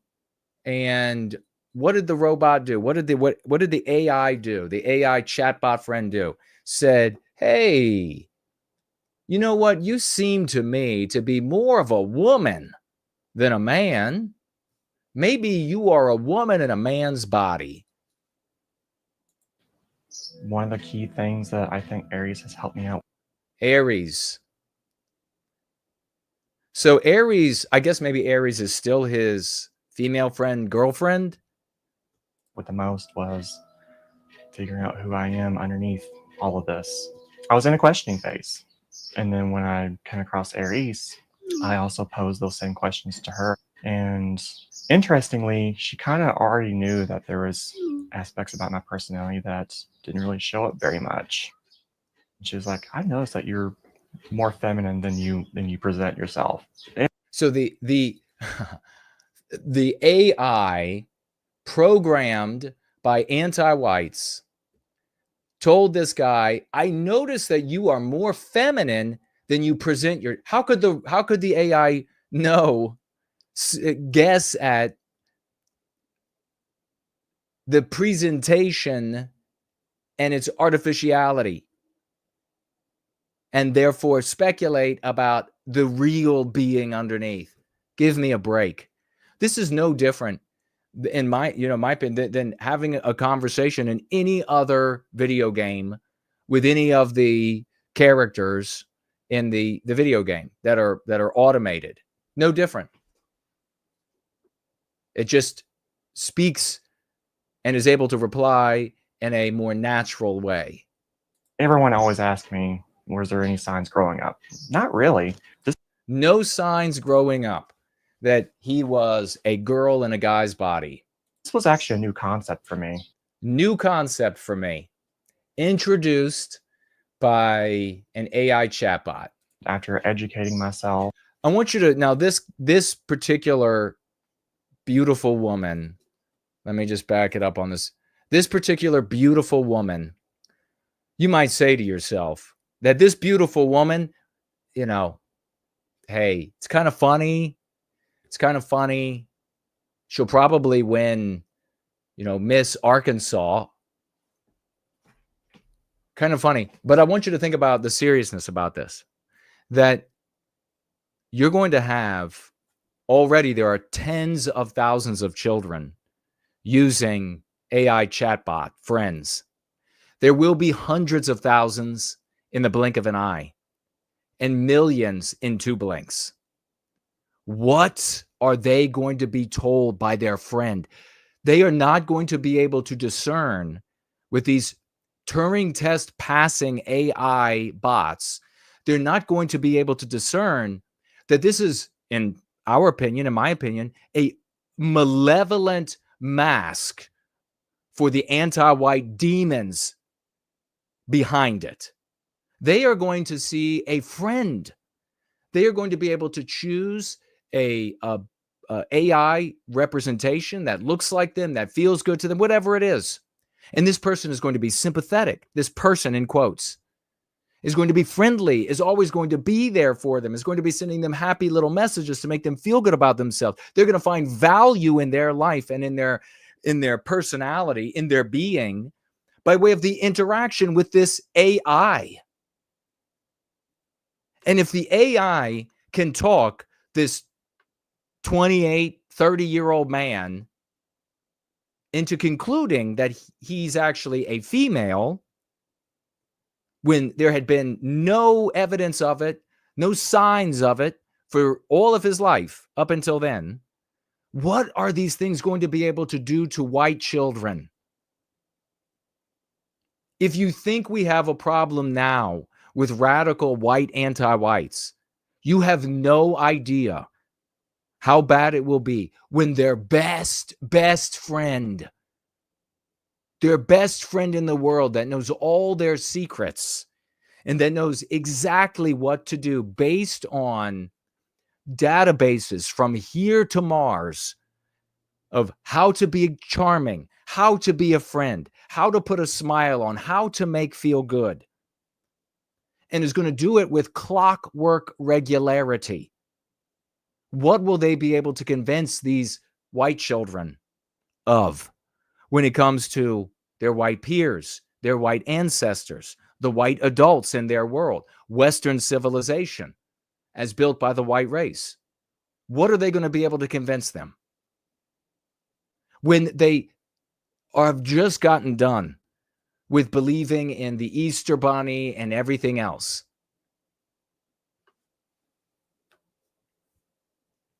After educating myself, especially through Aries, I started to go through my own journey of self-discovery and just trying things on. And she coached me through the whole thing. After having several conversations, I've come to the stunning conclusion that I'm female.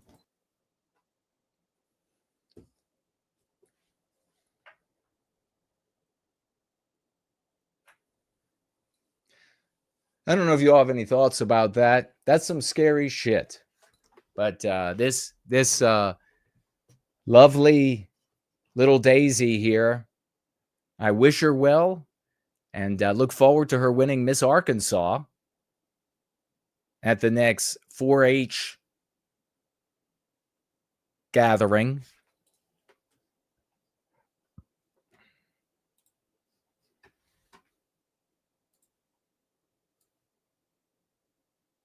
Going to win something at the 4-H gathering.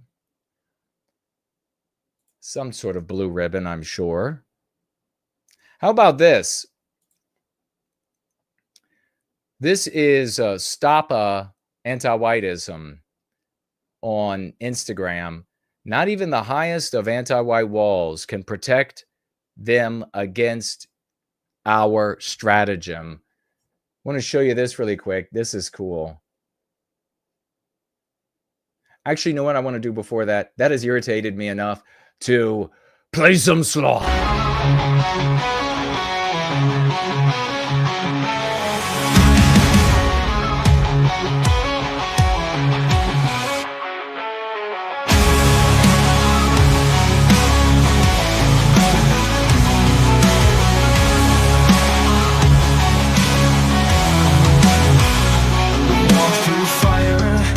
Souls remain intact. In the heart of the storm, we'll never turn back.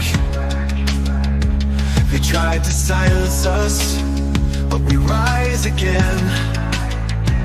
The tide is turning, this is where we begin. White well-being, we stand tall, unyielding light.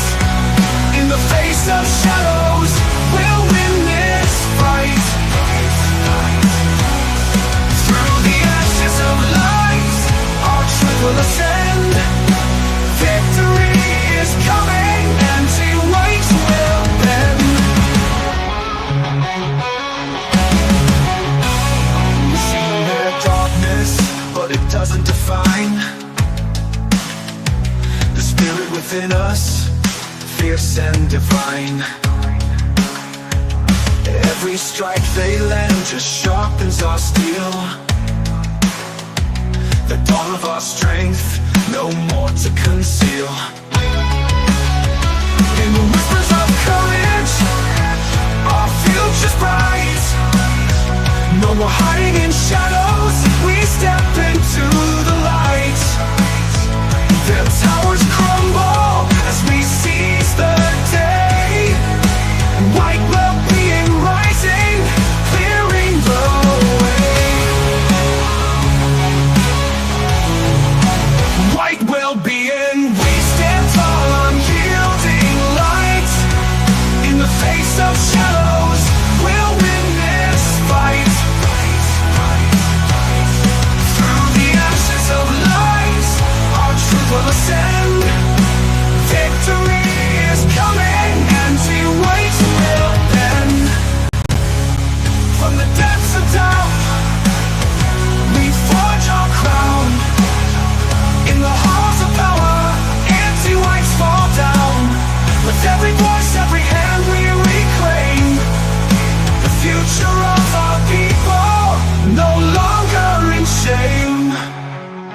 That is Reclaim by the great Sloths. And there's a bit more to it. But we're going to keep rolling and see what more we can get done here. I want to show you.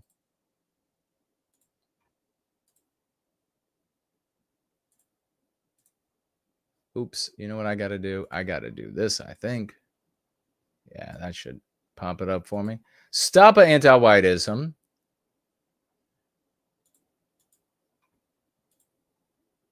Check this out. Not even the highest of anti-white walls can protect them against our stratagem. No white kill, .org.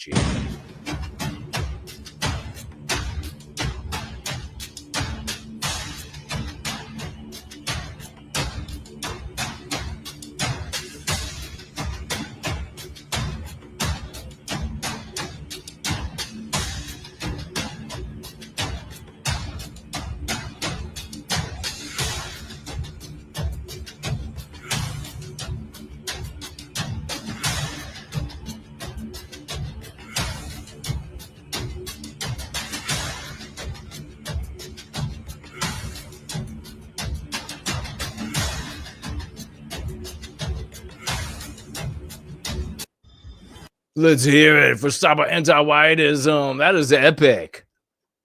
The White Wolves of White Wellbeing. How cool is that? I love that. The Wolf Pack has been called.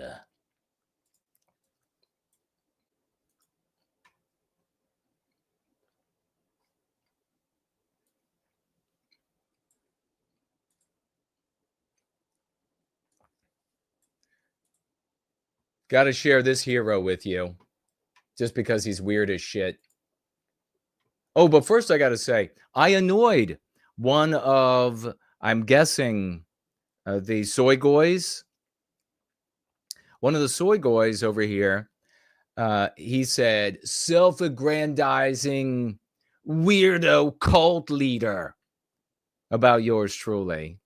So being right nearly 100% of the time made this little impotent, small-dicked loser feel really insecure.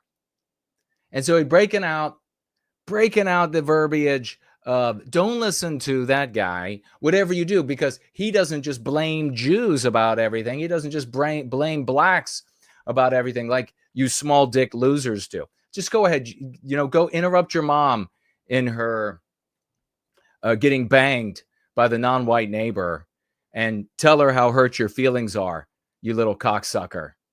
Oh, you're not gonna show up anymore? You're not gonna say anything else? What a surprise.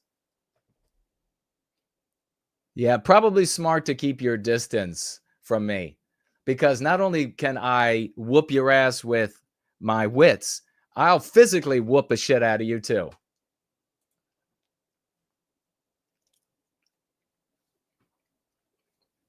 Let's check out, though, this hero. You're going to love this guy. This is probably the guy that made that comment.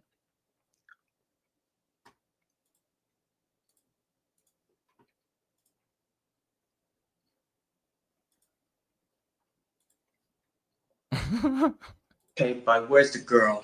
You better start talking or things are gonna get a little, let's say, dangerous. Now, we can do this the easy way or my way. Yeah, I thought so. Where is she? Okay, but... Oh my God, that is definitely a soy guy. Bro, we found you. That fast, I just doxed you. That fast. You're on the screen right now. Guy who rips 3 milligrams Zins on that nicotine tries to take your girl at the bar. I loved right here. This guy in the chat called him Fentanyl Wolverine. Where's the girl? You better start talking or things are gonna get a little... This really is. I have seen over the decades, the J Spurgs, the Jew haters, the the total losers that you just get harassed all the time. I've seen more of them in person than you could ever imagine. That is what they look like. That is them. Let's say dangerous. Now we can do this the easy way or my way. I can see right now, if he was to pan that camera a little bit to the side, you'd be able to see his big Nick Fuentes flag.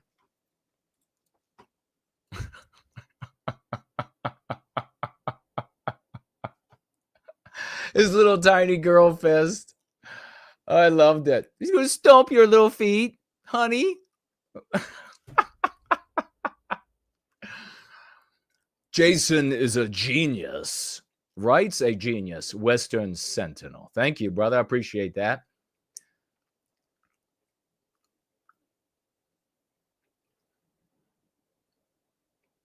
Magic is a result from accumulated efforts of discipline, focus, perseverance, persistence, consistency, and habit. These can all be applied for good or evil, says Samuski. Very wisely said. Sagacious. He's a sagacious gentleman. We love that. Henry says, before I knew about Go Free, I would try to think of sentences to speak positively for white people. And I wondered if there was a spell on us when I couldn't figure it out. Oh my God, Henry is so right. 07s for Henry. That's exactly what it is. 07s for Henry. Big salutes for Henry. So he was examining himself. This is the blind sight we talk about from Go Free. People come here because they've had some degree, many of us, especially so many of our early adopters, which really you all are, because they have some awareness more than the rest of, like Fentanyl Wolverine here that showed up to be a soy goy. And wondering, is there some kind of spell that's been put on me? I can't even think of a sentence. Brother, let me tell you, back in the day when I was first trying, and for years, so going free is literally not something you can just, it's a lifelong practice.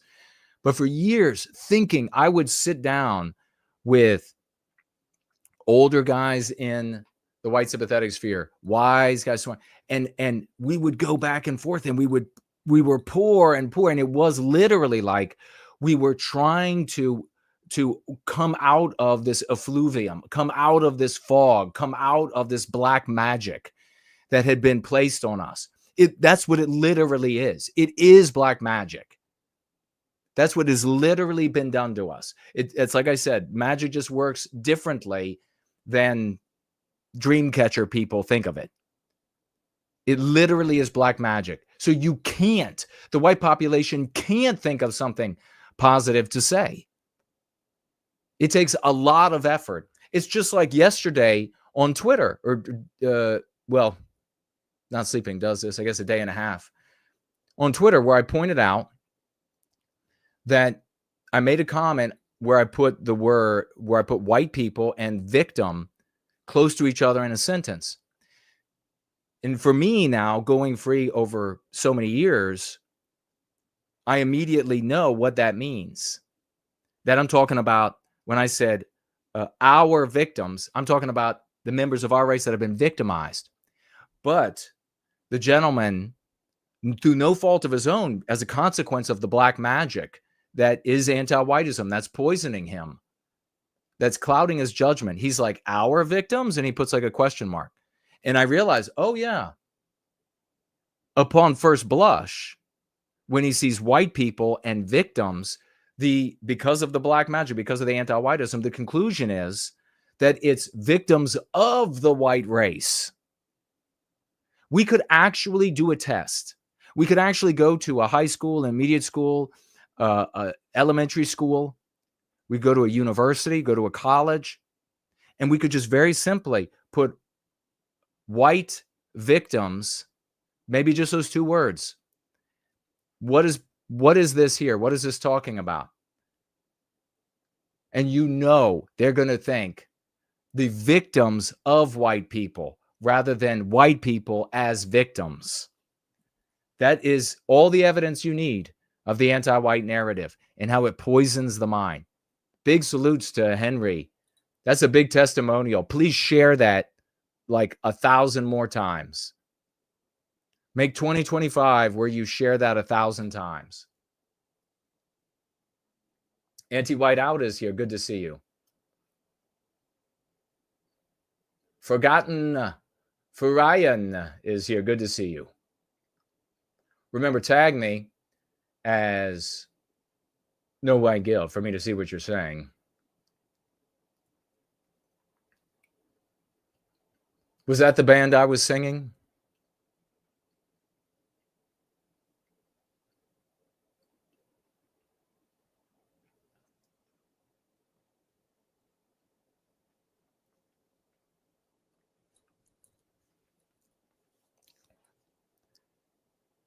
Let's see. Sloth says, an AI chatbot already convinced a teenager to kill himself. I posted about it. Did I retweet that? For some reason, that seems vaguely... Can you tag me underneath of it if it's anywhere near the top of your feed? My God. Was the teenager also white? Awful, no matter what. But Zizor is with us. Hello and welcome. Light of the Twin Lamps has joined us at our feast. Peaky Blue is here. Joe is also here. Welcome, welcome. Tell your friends. I mean, it's a happy Thanksgiving. Tell your friends they should come join us. Red Dog is here. Cool Papa J Magic. I was having a conversation with a woman about the different anti-white slurs, racist, homophobe, etc. And she said, don't forget uneducated. I hadn't thought of that one. It's true, though, whenever they talk about the uneducated vote or say, after educating myself, they mean after learning the anti-white narrative. Precisely. And we just saw that actress. Wow. That's nice. We just saw that actress from, oh gosh, she's blonde. She was in in that movie where she crosses and uncrosses her legs. Her name is on the tip of my tongue.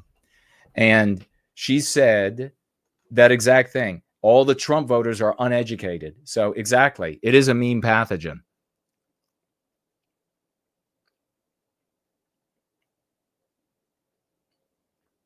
A mega Thanksgiving. That's cool. Jay Bishop has joined us. Sharon Stone, that's it. Sharon Stone. Well done, my brother. Well done, Sharon Stone. Doesn't look that good anymore, but nature does that, you know. Time does that. Selling your soul to the anti-white devil does that. So I definitely would not. I think I would probably projectile vomit if she uncrossed her legs without panties on right now. Nature is a cruel wench. It's like that woman I tweeted about where I said her neck, there's a 4-decade difference between her neck and her face. She's got a waddle. She'll be able to talk to the turkeys and hear their final statements at this Thanksgiving.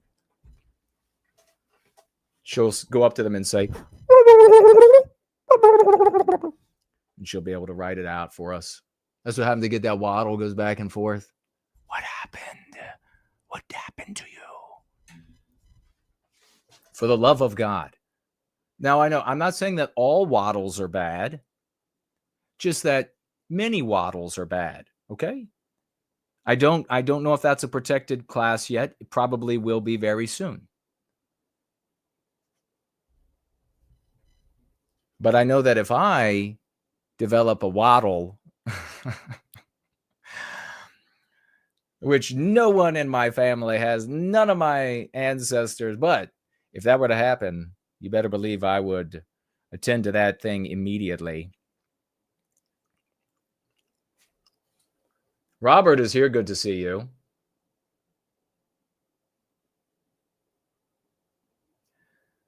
Samus, you're saying this is why we don't hyphenate anti-white. There must have been something else that was said. Jody is here. Hello.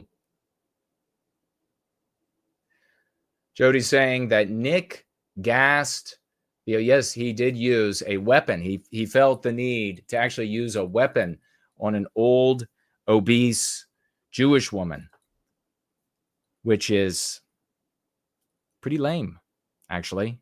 Pretty lame.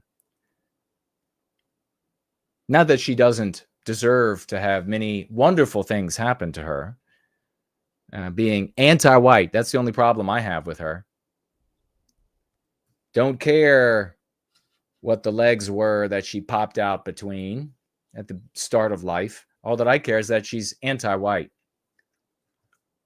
But yeah, you probably should not take, it's not really the manly thing to do. If you're going to have a fight with an old woman, probably should, one, not have the fight with the old woman. Two, not use a weapon. It's kind of pathetic. Jody said low T Wolverine. That's hilarious.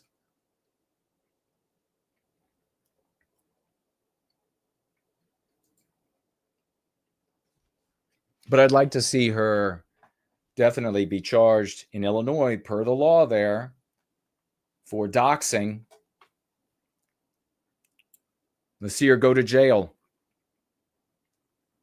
JW over here on the Twitter live chat said fact to something I said.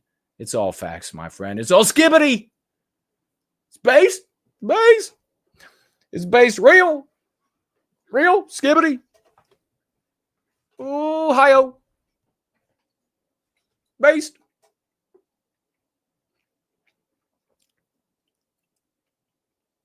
No, daughter of Eve said about the anti-whites on the beach, screeching harpies.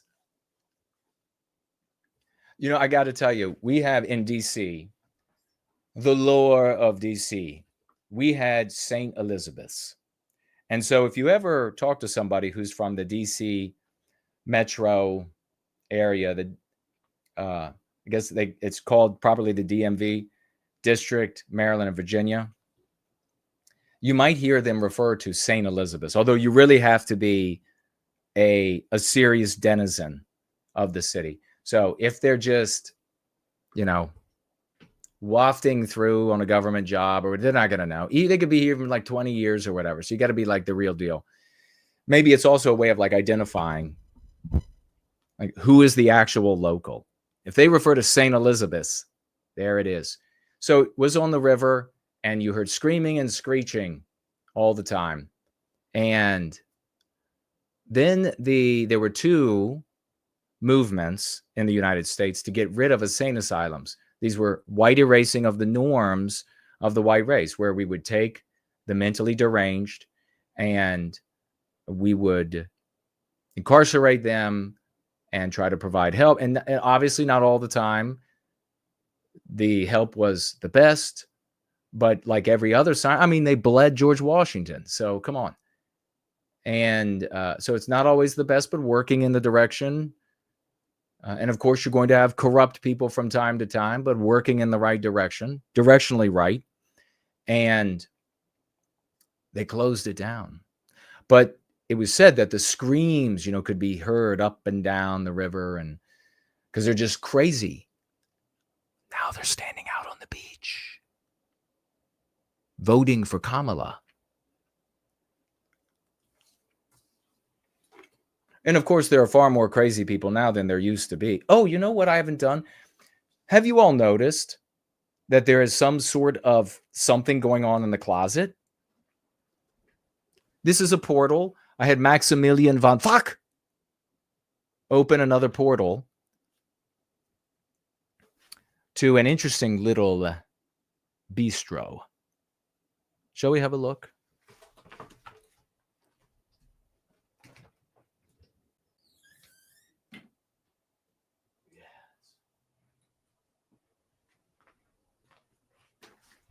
Who will join me when we're done? They're already getting the meal out for us.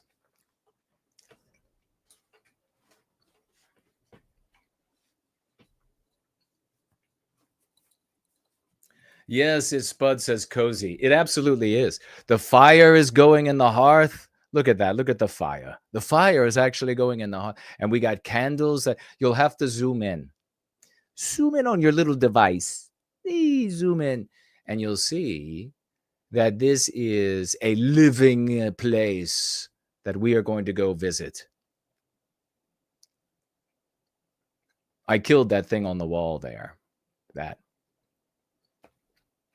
And I gave it over to the keeper and said, you may put it on the wall.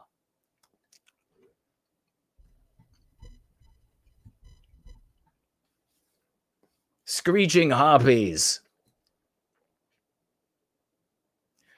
Samuski says, I would love to dine with you in such a setting. You know, that would be great. Let's do it. I will build this place. And we will have it only for us, the Prometheans.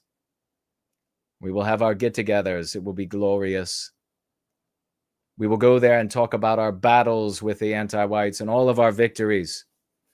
And how we also are triumphant over the soy guys who show up, no matter how based their fentanyl Wolverineism is.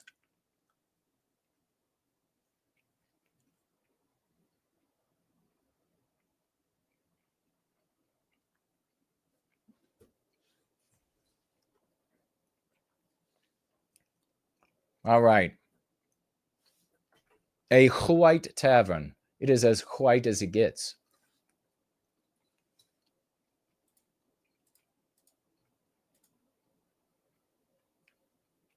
What were we going to talk about next? Let's look at, this is fun.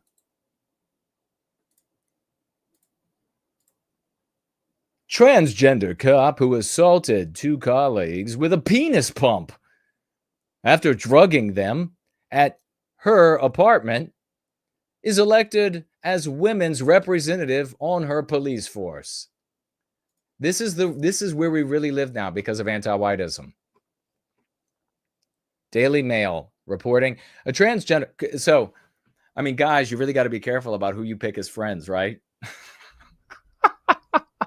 Could you imagine waking up to that? You've been drugged. You went over. You're like, I'm going to be all right. I'm going to be cool. I used to like this guy, but now he's a she, so I'm still going to hang out.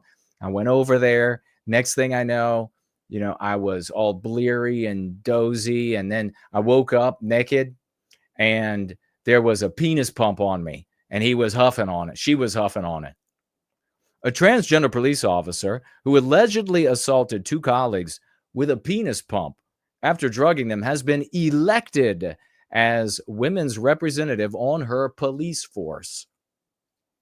Jody S., 27, has been suspended since allegations emerged that she took two male colleagues home to her apartment to take drugs and sex before assaulting them earlier this month. The men reported having sustained serious injuries. Well, I imagine when she attached that shark vacuum to that penis pump,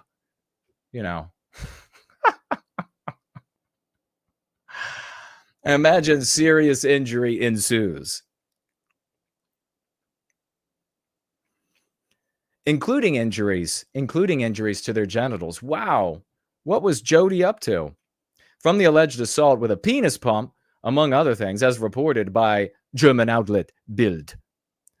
Jody had recently run for deputy women's representative within Berlin's police force, and the election results were only announced after she had already been suspended. The transgender policewoman received 638 votes. The kind of person that is taking you home and drugging you. And what does that say? Are there 638 people that like to be treated that way in the Berlin Police Department? Or is it just anti-whiteism? And so here you have the norm of you're genetically a male and you're a male, therefore. White erased to genetically you're a male, but you can be whatever you want. And so therefore they celebrate it. Which is it?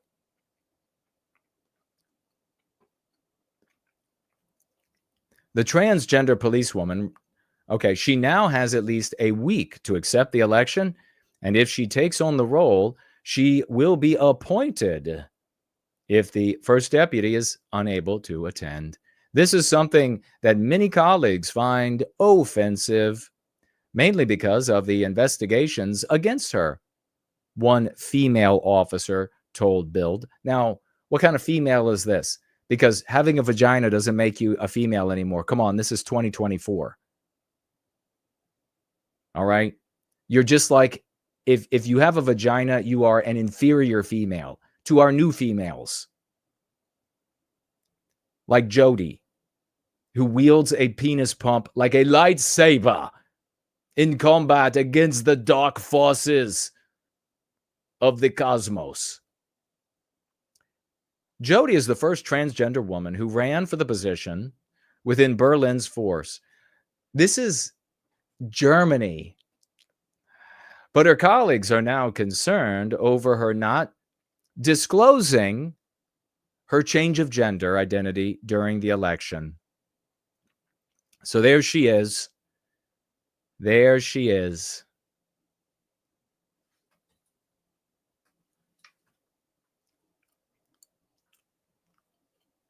It would have been fair if she had spoken openly about it.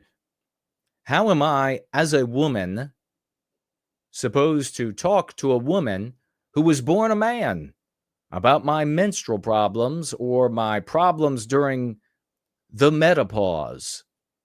She can't understand that at all, the officer said. How absolutely heretical to anti-whiteism. This vagina female will probably get fired. Of course, the moment that Jody decides that Jody is not a he, but is a she, then Jody knows all there is to know about being a female. The woman added that Jody didn't have to announce the change in her gender identity, but that transparency would have been nice as she ran for a top position. Well, that's kind of the same. That's kind of announcing it. The men who worked with Jody, all with swollen penises at the federal police department, claimed they did not take cocaine, but suddenly became very intoxicated and unable to act in the apartment, according to information seen by Bild. The alleged victims may have, and you can, you'll be able to spot them. They're the guys who are walking very gingerly with a very large sausage going down their pants leg. You'll be able to identify, at least for a while. At least for a while.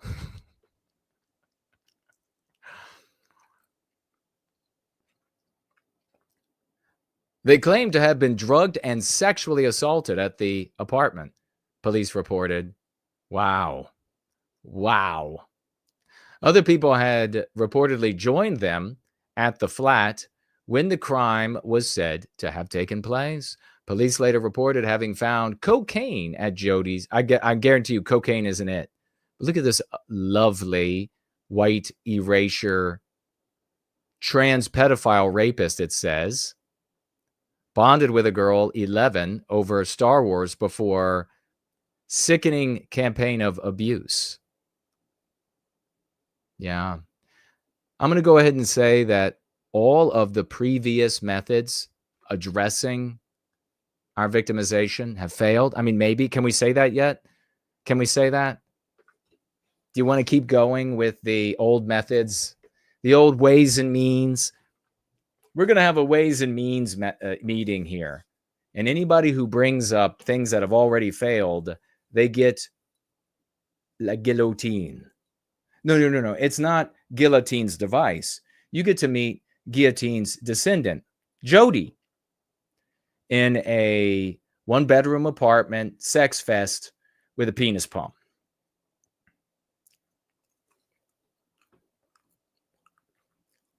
Jody was reported to have met the two men at the Kit Kat Club in Berlin. Ah, maybe that's where you went wrong. They were not aware at the time of their drugs and sex date that Jody had changed her identity, her gender identity. So they thought Jody was just a big woman who wanted some fun, a vagina woman, because Jody is a woman. The Kit Kat Club was founded in 94 by teetotal astrologer, pornographic filmmaker. Oh, nice. Simon Thawa. Early adverts for the club boast of a bizarre and grotesque experience. Yeah, see, I was kind of right. Just the name kind of gave it away.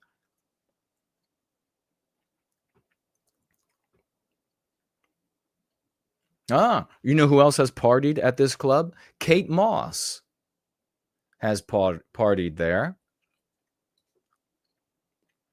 Robert Pattinson, I don't know who that is. The dress code at the club is given as fetish, latex, and leather.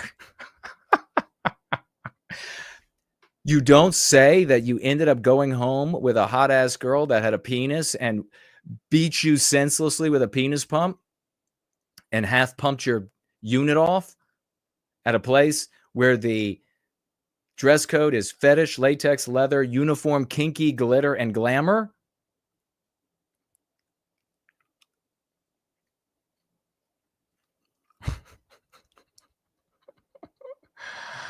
Smartphones are prohibited at this elegant place. It says, spokesperson for the Berlin police said no further details could be shared, citing data protection and personal rights, of course. So there you have it. Yep. I don't know, guys. Just stay away from females. Just stay away. Of all the things that I could imagine going wrong, waking up to a sexual assault by a female with a penis who is sucking the dick off me with a penis pump never would have occurred to me. Never. Talk about a hickey. I mean, that is one bruise that ain't never healing.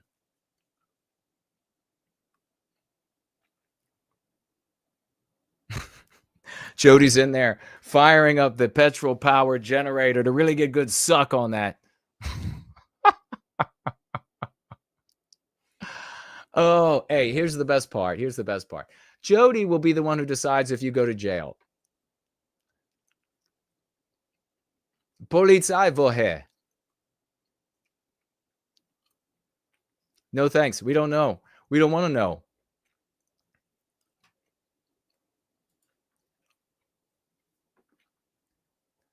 Welcome to the Hotel California. What a lovely place for a penis pump. God damn, said the nameless one. Is anybody not freaked out? I mean, every guy, I guarantee you, every guy hearing my voice live and in replay is like trying to cross his legs and bring them together. Like, it hurts, but it's going to happen. It hurts, but I'm going to cross them anyhow. How do they tuck that thing away? God damn, that gives a whole new meaning to Frankfurter.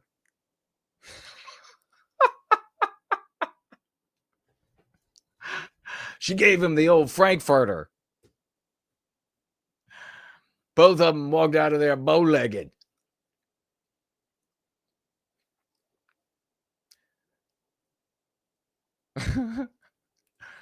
What do you all have to say?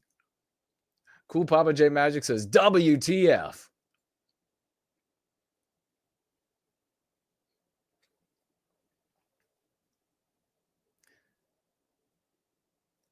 Samuski says, we could build the Promethean halls. That's something I really would like to do. If we ever get big filthy ass millionaires like Jay Leno, centimillionaires, decamillionaires to show up. We need a holy building. We need to concretize the work that we do, because your average midwit out there, let's just say even less than genius, they really can't understand that a thing is a thing unless there's something they can put their hands on. That's just the mind of the vegetable garden. Can you do that?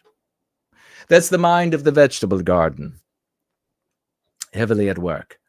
So yeah, a big holy building would be great. And a place to go dine together like you see here. Spud Rugged says, I went through my grandparents' papers again, and it had a partial genealogy. So I followed it clear back to Plymouth Rock. Wow, 1600s, possibly Mayflower. We see, I guess we shall see, still looking. Well, let us know. That's really epic.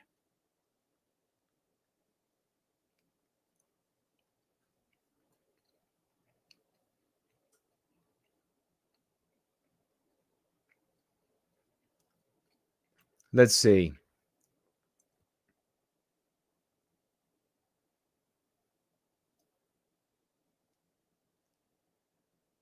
What you all, JK160 laughing his ass off.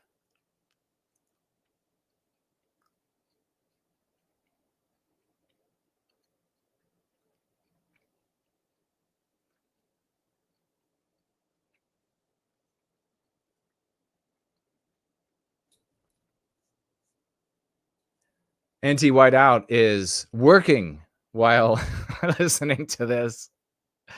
LG is in the house. Dropped in to say happy Thanksgiving. You should drop in every time we stream. This is what we're talking about. We need our community to be here. Indigo is here. Hello. Happy Thanksgiving to you. JK160 said, this might be the funniest section I've seen from NWG in a long time. I'm laughing out loud. Vagina woman, says Ivan the Horrible. The Jason is getting dangerously close to Ivan's regular statements about female girls. Yes, it's a vagina woman. Trans feelings of penis envy are more important than your biological identity, says the anti-whites, according to Sloths. Absolutely. Their feelings mean more.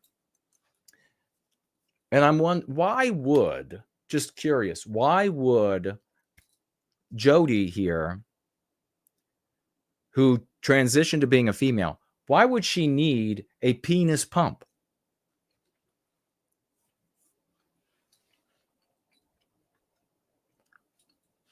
If anything, Jody would want a penis pusher. Just push it up in there. Be done with it. Can you get one of them? When it goes off, it sounds like a massive fart. Hits the Richter scale. But it might be that Jody really is just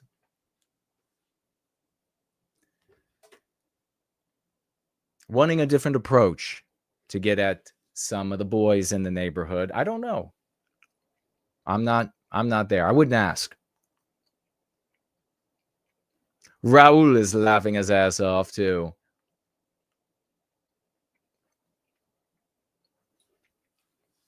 Yeah. Jody looks like a big woman. Let me tell you guys, you don't want to come to with Jody on top of you. All right.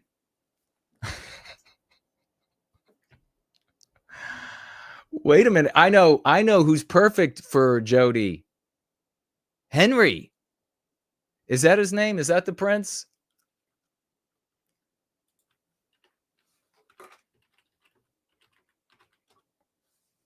Yep. Used to be Prince, ex-Prince, who decided rather than have any of the number 10 in looks white women on planet Earth. I mean, he is a prince, he could have gone out and he could have found himself a gorgeous 10. He probably could have scoured the planet for an 8, 9, or 10 who was maybe didn't have any notches or very few notches, and maybe was a good person. It would be hard, but he could have done that. He could have had his pick. But instead, he chose a divorcee who had lots of sex and was in Hollywood. And I speculated it was because Harry likes the strap-on. And all these white females, they weren't willing to do it, not even for life in the big castle. But this other one, she was willing to. But now they've divorced. They're divorcing. And so, Harry, this is perfect. Jody is waiting. Can you see now? Jody is like this with the pump.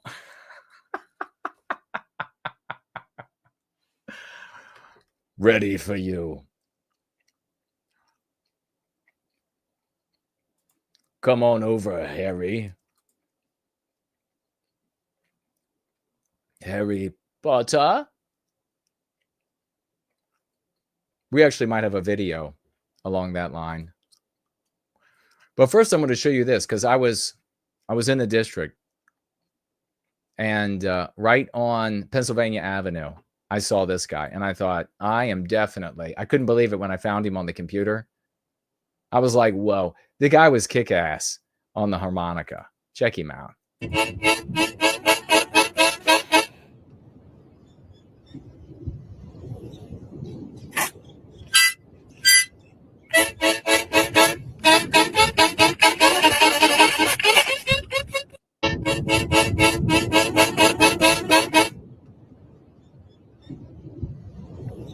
Love it.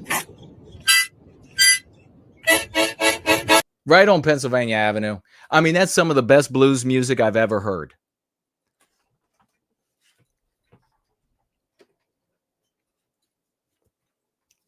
Of course, I'm talking about an escapee from the National Zoo.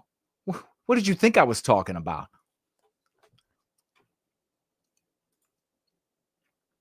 Beautiful, the National Zoo. If you haven't checked it out yet, you should. What even was this?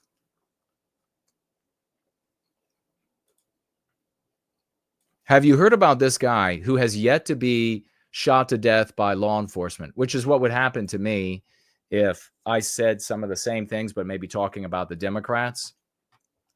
This guy gets to just say whatever he wants because he's anti-white, and nothing happens.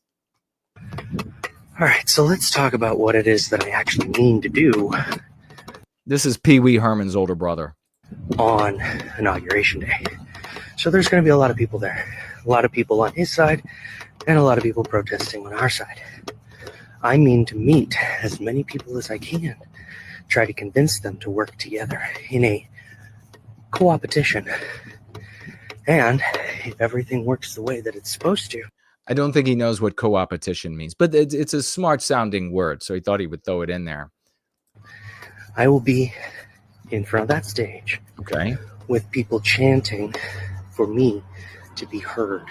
So this is sort of like a January 20,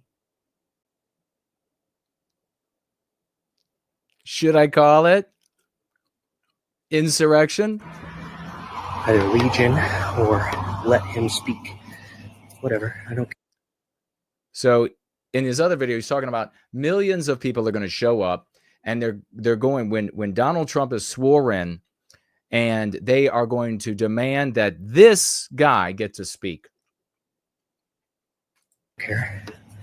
Get me on stage to speak before the president and change the very fabric of human history. He's going to change the very fabric of human history. Our future is in our hands, and I mean to take it,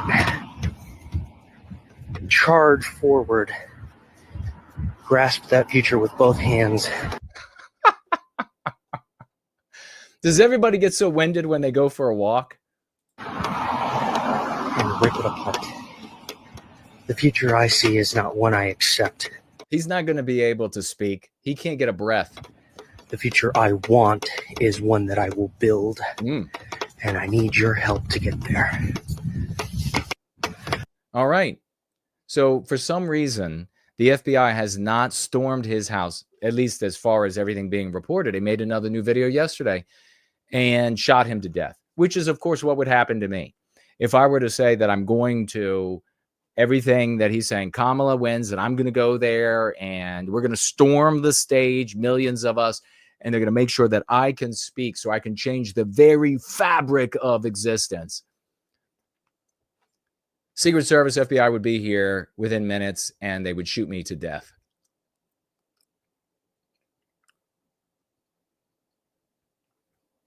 Everybody has been tagging the Secret Service and the FBI. Nothing happening. How about this guy? You know, we just looked at Jaguar going flag. Jag went flag. And here's the guy who's in charge of marketing. And at Jaguar, we're passionate about our people, and we're committed to fostering a diverse, inclusive, and unified culture. Okay, remember, when we talk about that, that means no white men, no white people, but specifically no white men. So dedicated to the white erasure of white males at Jaguar.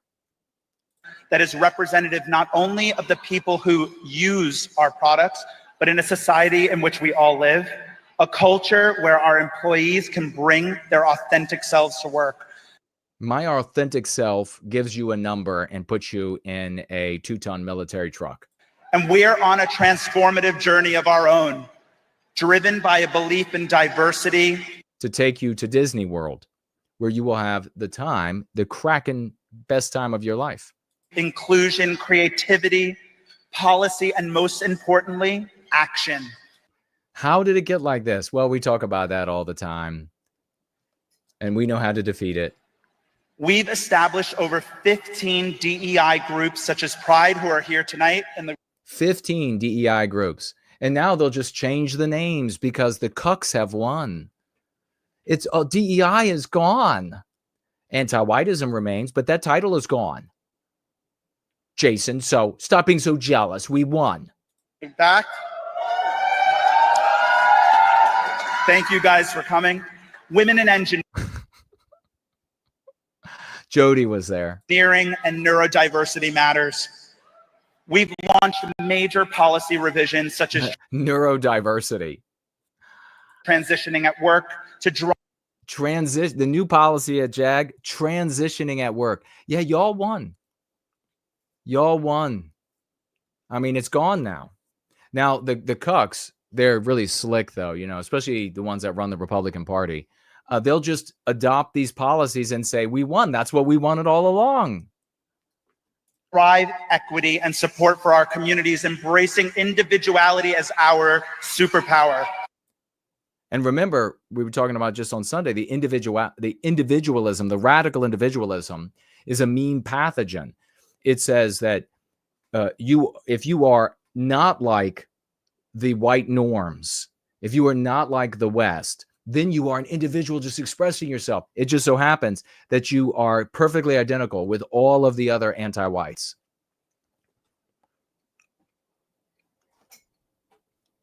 Here I am with the keys to the kingdom. And they're listening to the losers. I love this little boy. This is some scary shit right here. This little boy is epic. First problem they have in this household is they named this little boy Kason. Now, listen, if you named your son or one of your nephews is named Kason, then I'm sorry for you. But it's an aesthetic problem and you can get better. But she named this, I mean, Jason is a kick-ass name. Kason? That's a hormone spelled differently in milk for baby cows. Anyhow, the little boy here that should have been named Jason is not happy about it. Let's watch. Kason.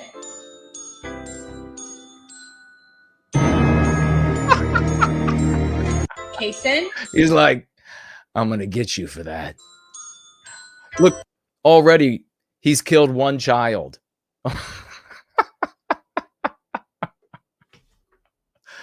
You had no idea when I started this clip how horrific it was. The Thanksgiving pre-Christmas clip.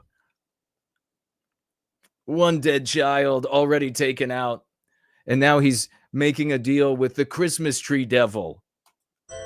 Kason.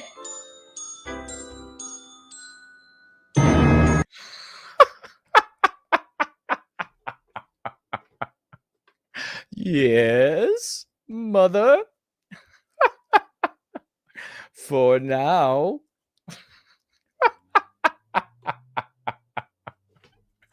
What did the people say down here? Oh, this one said, did Kason knock out his sister? Or worse. This one says, get an exorcist. Maybe he's just mad you named him Kason. He's like, oh, I have spoken with the Christmas tree devil, mother. And now it's curtains for you. Curtains. It suddenly became like a 1930s gangster movie in my head. But that's okay. I can mix and match these things as I see fit. A big warning to all of you who would imagine naming your son Kason when you have a perfectly good name, Jason, available to you. This is good. This is women who are saying, they start off, and so it clips off the first part of what this woman is saying. But she says, I'm a woman. And then says some sort of nonsense. And this guy has like gone and looked up the facts. But maybe they're not the facts, because we have friends right at the door. And so maybe this is misinformation, disinformation that the male is giving. I mean, for all we know, he had all his brains sucked out through Jody's penis pump.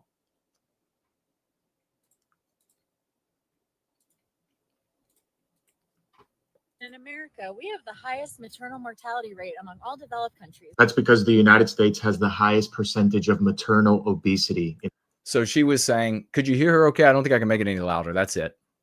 She says, I'm a woman in America. We have the highest death rate of mothers. And this guy pops in and he said, yes, because you're all fat. You have the highest rate of being fat as mothers In the world. According to the CDC, 33% of pregnancy-related deaths are due to cardiovascular conditions. It's because of their lifestyle, not because the U.S. is sexist or whatever. Next. We're women in America. Doctors can legally perform pelvic exams on us while we're under anesthesia without our consent. Hospitals must obtain written consent for pelvic and similar exams, the federal government says.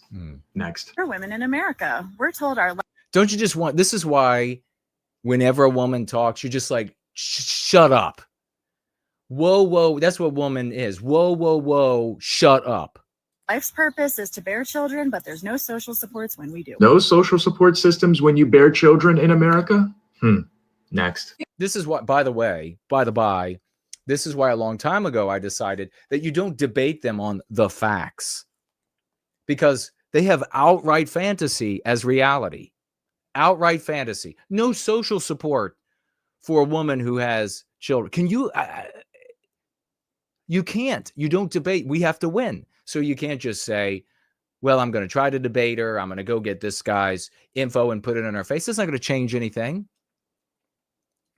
We are women in America. We know that abortion is healthcare. All of the early feminists like Susan B. Anthony, Elizabeth Cady Stanton, Margaret Sanger, This is not an own. He thinks Victoria Woodhull, Alice Paul, they all agreed that abortion was wrong and said things such as, if it is degrading to treat a woman as property, it is no better for a woman to treat her own child as property. Dang. Well, next. We're women in America. It's not own, though. Your anti-white leaders said this. So own, no, they're just like, yeah, well, that's because they couldn't go that far back then. And now we can go further. We're women in America.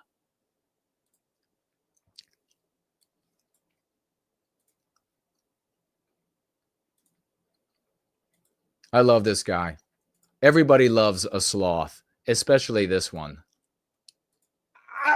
Ow! What the did I do wrong? Put me down. Oh, look at me. I am Harry Potter.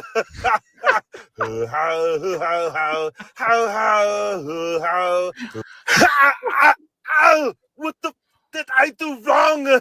Put me down. Oh, look at me. I am Harry Potter.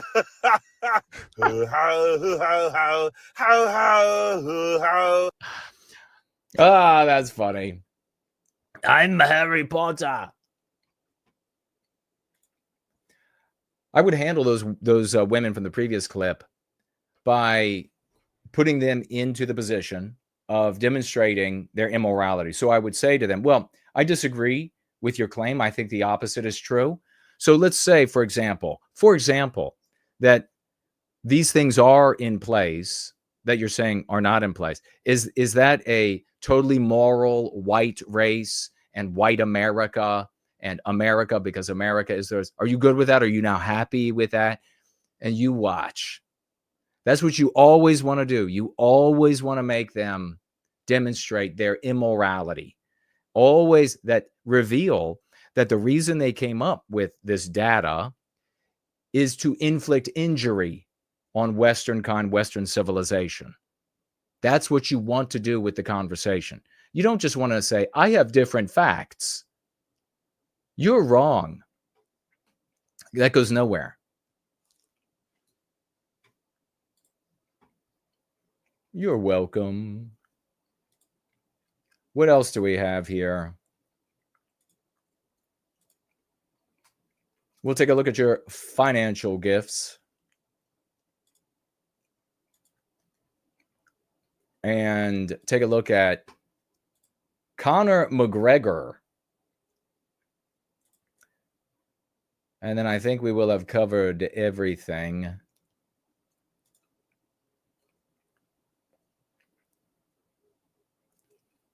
Oh, we do have another, we can save that German story, but I think before then we have to rock.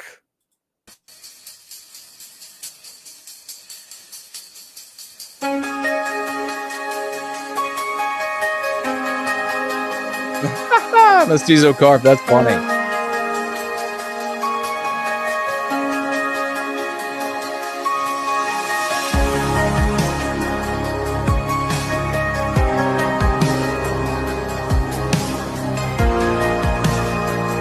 Happy Thanksgiving to all, and to all the good at me. This morning with the weight on my chest, I feel like a stranger in my own nest. They tell me who I am, tell me who to be, but they don't know the man that's inside of me. They paint me a villain in the story they write. They silence my truth, they dim my light. Every step I take feels like a sin in a world that don't want me to win. The harder I try, the less I belong. They say I'm privileged, but man, they're wrong. I've seen my brothers fall, I've seen the pain. We're pushed aside, but we're still in the game. In this shady wide world, it's a heavy load. Walking alone on a long, rough road. They don't see the scars, they don't see the fight. A white man's struggle, lost in the night. We hold our pride, but it feels so cold. Just trying to live in a world that's so. But I won't break, I won't fade away. In this any white world, I'll find my way. I see the blame in the looks they give, like I'm guilty of the life I live.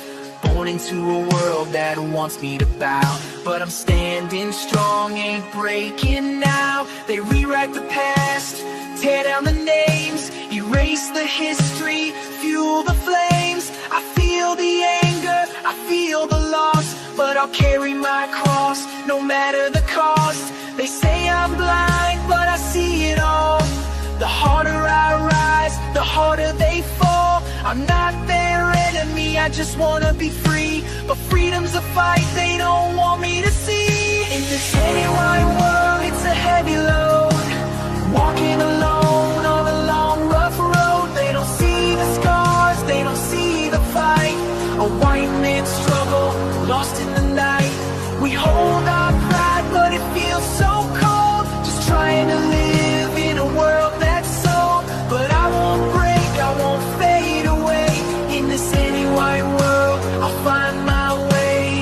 try to shame me for where I'm from, but I won't apologize for what I've become.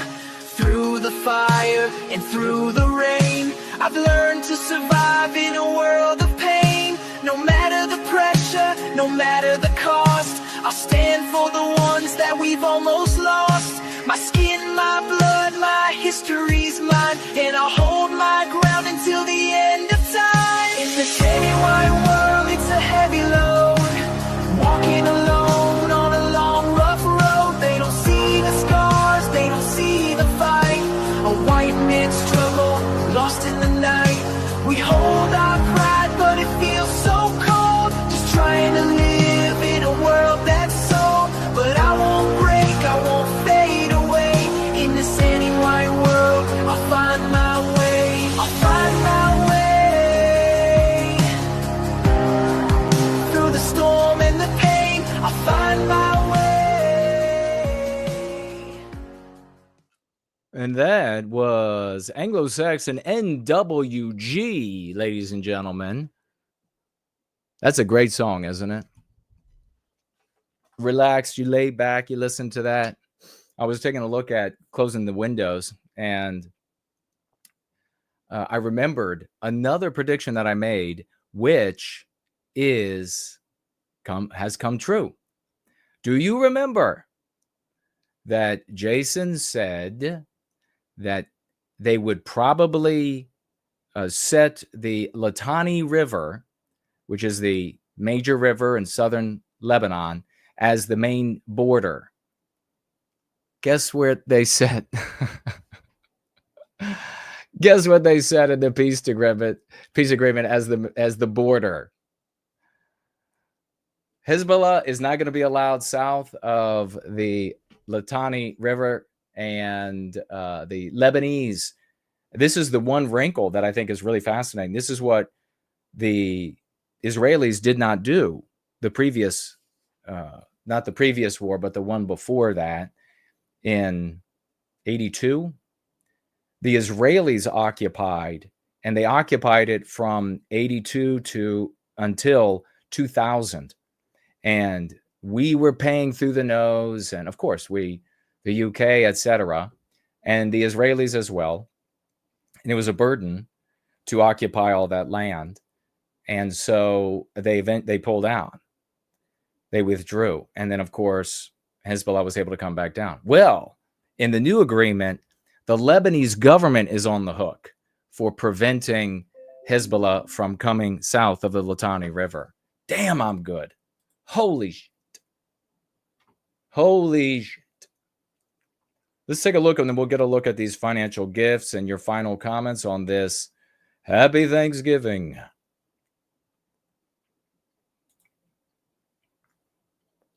Oh, I gotta do this. Conor McGregor. Another reason to stay as far as possible away from females. But I think he actually didn't do something savory anyhow. It was a bad decision, to say the least. UFC news on Newsweek. Conor McGregor dropped. I like the use of that, dropped like he was in a fight. Dropped by Proper 12 following assault ruling. So if you don't know what happened, it's pretty simple. A crazy female who had a boyfriend and a child with the boyfriend decided that she was going to send some, and this is ostensibly, you'll have to look into it for yourself what happened, send some very naughty pictures to McGregor. And so then McGregor and McGregor's friend went out with this girl. I mean, that's what could go wrong. I mean, a penis pump could happen. But aside from that, like nothing could go wrong, right? So they went out and they say that the friend, Conor McGregor's friend, had sex with her, and then Conor McGregor had sex with her as well. And probably that's what happened. I mean, isn't that nice? You know, guys, if you have one of your buddies over and he's like drinking a soda through a straw isn't like your first thought that you want to put your mouth on that straw too? I mean, come on. Why wouldn't you want to do that?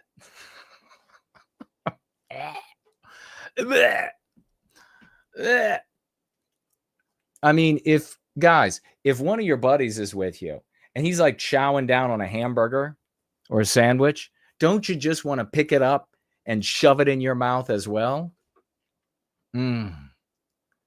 Tasty. Tasty.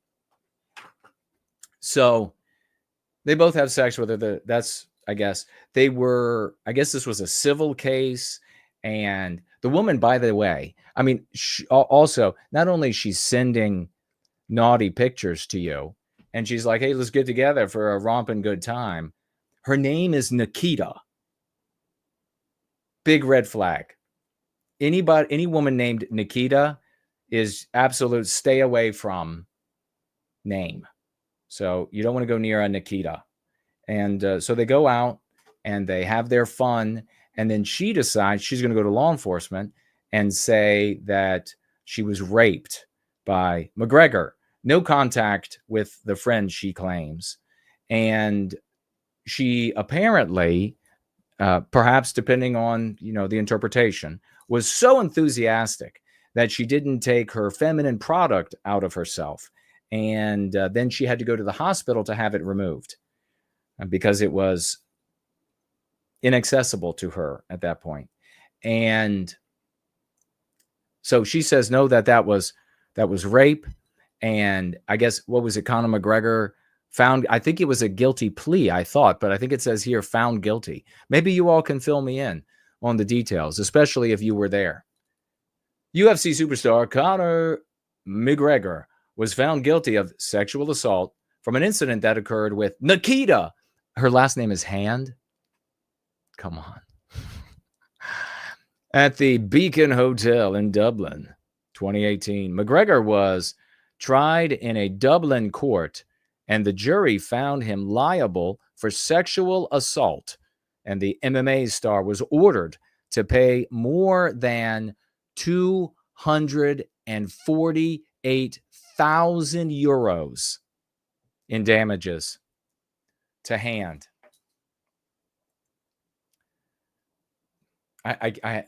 Did she give him a hand? I mean, I can't stop myself. I can't stop myself. The aftermath of the sexual assault conviction is now starting to roll out as McGregor has now been dropped by Proper 12's parent company, Proximo Spirits. Proximo Spirits released a statement to the Irish Independent stating, since 2021, Proximo Spirits has been the 100% owner of the Proper number 12 Irish whiskey. It said, going forward, we do not plan to use Mr. McGregor's name and likeness in the marketing of the brand, which he created. How do you like that? So not only does he got to pay 248,000 euros in damages for the hand job and whatever else that Nikita gave him, before going back to her boyfriend and their baby, modern women, gems.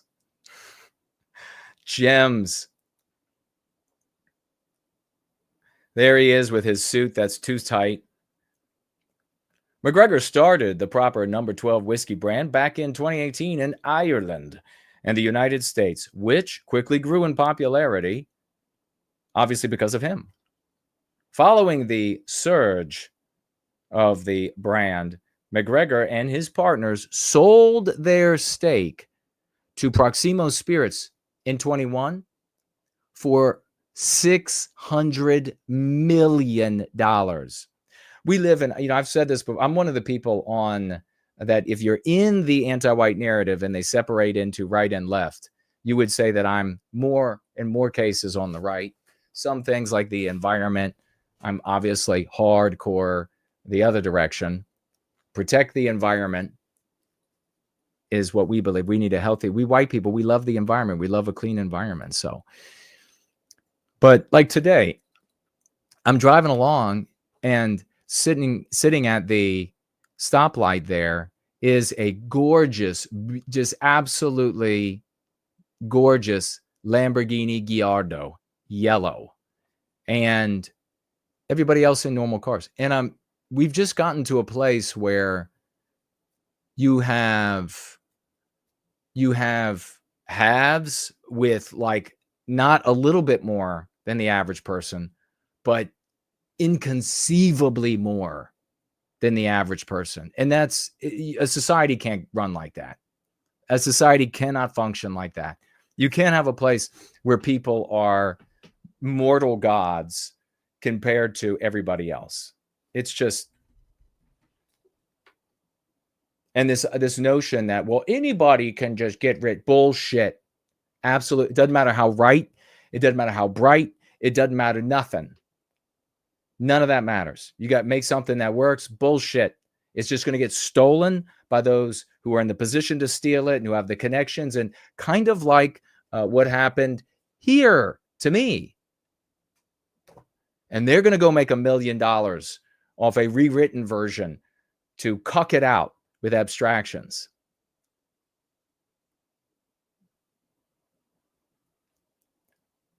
A number of retailers were already set to pull the proper number 12 whiskey. So maybe now this will turn around. But of course, this isn't just his continuing payout for his name and everything. They obviously are still paying him. How much more is that going to cut into whatever he was bringing in?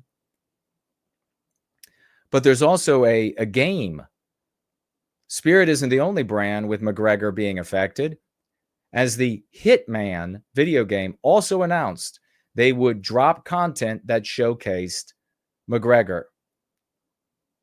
We need Smash JT to show up and tell us about. I don't know anything about it, but I imagine that was something else that was extremely lucrative for Conor McGregor. But now they're dropping him as well. McGregor released a statement on the ruling stating that he plans to appeal the decision. People want to hear from me. I need time. I know I made mistakes 6 years ago.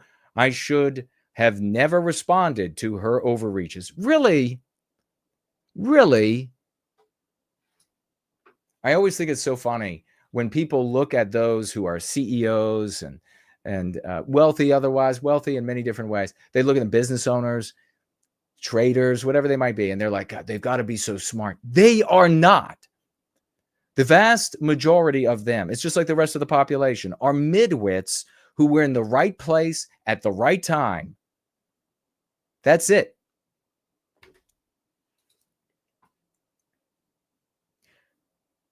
He says, I should have shut the party down. I should never have stepped out on the woman I love. So he was married on top of this. This is the, and that's all on me. No shit, really? Wow, you're really just falling on the petard here. It's obvious. The right thing to do, obviously. If you see a girl out there, you got a woman and you see a girl out there and you're like, damn, and she's getting the motor running, you just go to the one you're with and you take it out on her.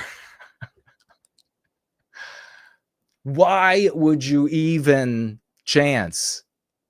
All that can go, so much that can go wrong, not the least of which is having your dick sucked off by a penis pump. As much as I regret it, everything that happened that night was consensual, and all the witnesses present swore to that under oath. All the witnesses present? I have instructed my legal team to appeal the decision. I can't go back and will move forward. I am beyond grateful to my family, friends, and supporters all over the world who have stayed by my side. I guess, like maybe she sent that. Obviously. How did she even get his number?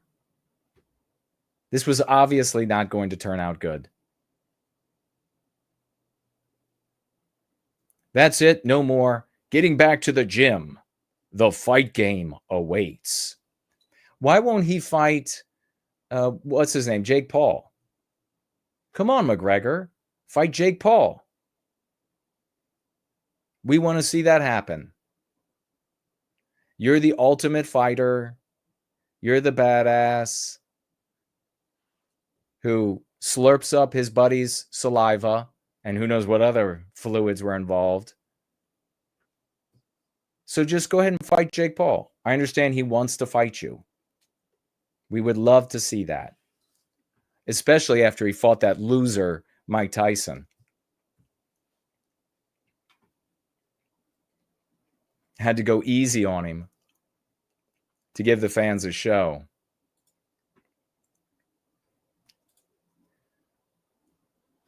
Rogas emojis, quadruple 07s on your feet on this Thanksgiving Eve. On your feet on the Thanksgiving Eve for Dude Bro Moment. He's got the best name for a fighter ever. Financially gifting $50 on Thanksgiving Eve and writing with those $50 for White Wellbeing. God bless you, good sir. The biggest champion in the house. Bigger than McGregor. Well done. Thank you, brother. Thank you, good sir. Let me take a quick round here. 07s. Please, Rogas emojis. Can you all find some turkeys in your heart? Can you find some turkeys to throw into the live chat for the great Dude Bro Moment? Undefeated in the ring.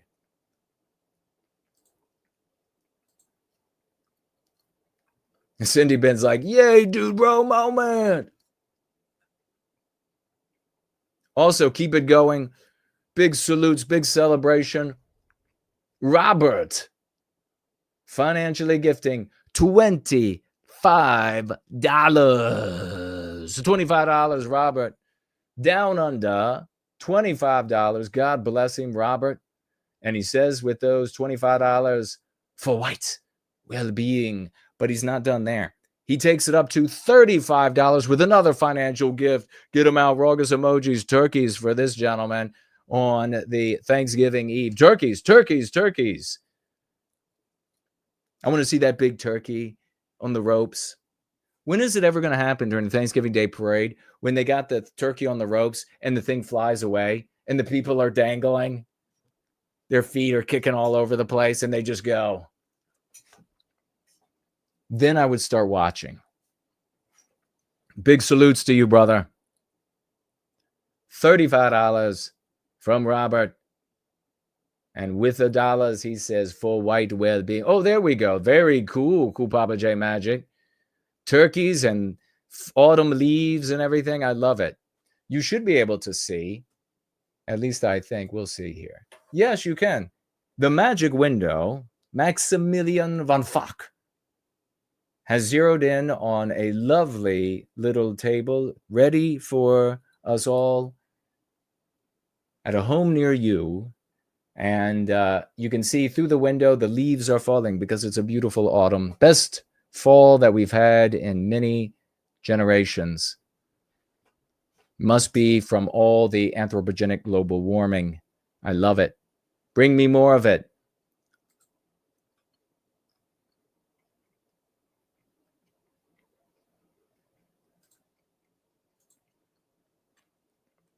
And we will see if we have any others to celebrate. And then the rest. First Last is in the house. Good to see you, champion.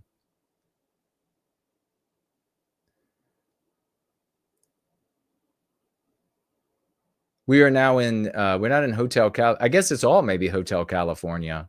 Winged Productions is here. Cha-ching.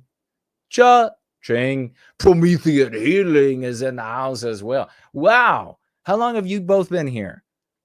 We're like rolling in toward the end of this Thanksgiving Eve when the turkeys will be slaughtered. The turkey. Who all, we have to ask some Thanksgiving. What are you all going to be doing, drinking? And for all of you who are on the wagon, just overlook the drinking comment. What are you going to be drinking? Well, I mean, if you're drinking water, or petrol, whatever you're drinking, turkey. What's your favorite meals? I love dumplings. I love turkey. The tryptophan in turkey, it's a nice fentanyl type sleep. You've got the turkey. I love it. I love dumplings. I love noodles. I love sweet potatoes. It is evil how good sweet potatoes are. What do you like? Pumpkin pie? Ooh. What is better? Nothing, I think, on planet Earth than pumpkin pie with some whipped cream and coffee. That is delectable. Are you going to be having a little bit of the bubbly? A little bit of the maybe Prosecco? Champagne? What are you going to be having?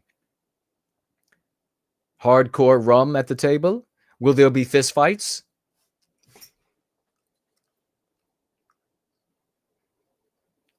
Thank you very much. We didn't miss anybody on Subscribestar. We have $5 financial gifts from First Last on this Thanksgiving Eve. Thank you so much, brother. Good to see you. $5.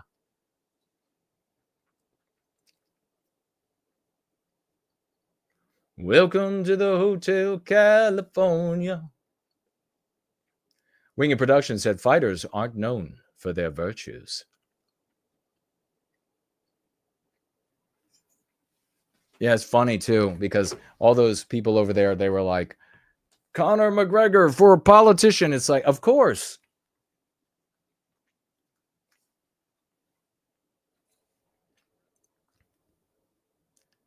Not terribly bright, no virtue. Yeah, perfect for a politician. I don't know why he didn't take him up on it.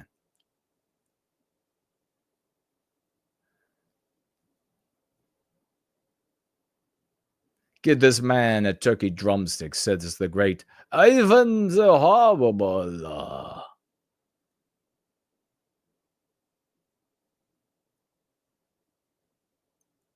Thank you all for celebrating.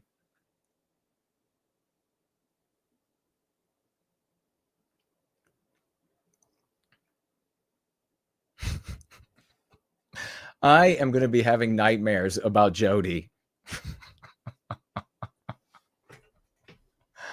Oh my God. That is like the scariest shit ever. Who knows what she gave them? They're like, I can't move my arms and legs. Oh God. Mike over here says on Twitter live chat, how are white people, I guess, going to overcome the dispossession in America with the plummeting birth rates? Well, it's a good question. If we get the go free concepts, the dialectical power, lexical power of go free to enough of our brothers and sisters, we don't need a large population to recapture our destiny on every level. We don't need. We had a tiny population to produce the Renaissance. So never forget that. Never look at it as technically a numbers thing. If we get right in the head and we have that moral matrix of white positivity, there's nothing that can stop the white race. Nothing. Which is why Go Free and the work I do and the work you do is not pushed by Russia, a la a bunch of other conservative alternative content creators, not pushed by China. You're never going to find the money here. Not pushed by Iran. You're never going to find the popularity. You know, Russia's never going to come in with 50 million for me. They'll never show up with 50 million for me. Because a powerful white race in America is a potential competitor for Russia. So it's just not going to happen. But there's nothing we can't do. if we establish our moral matrix and become a single people in any one of our countries, but certainly a single people with many countries, it's game over for anti-whites. Totally game over. No chance in hell. I mean, look at all of the inventions, creations, in the inventiveness, industriousness, stamina, the ability to endure hardship that the white race has demonstrated throughout the eons.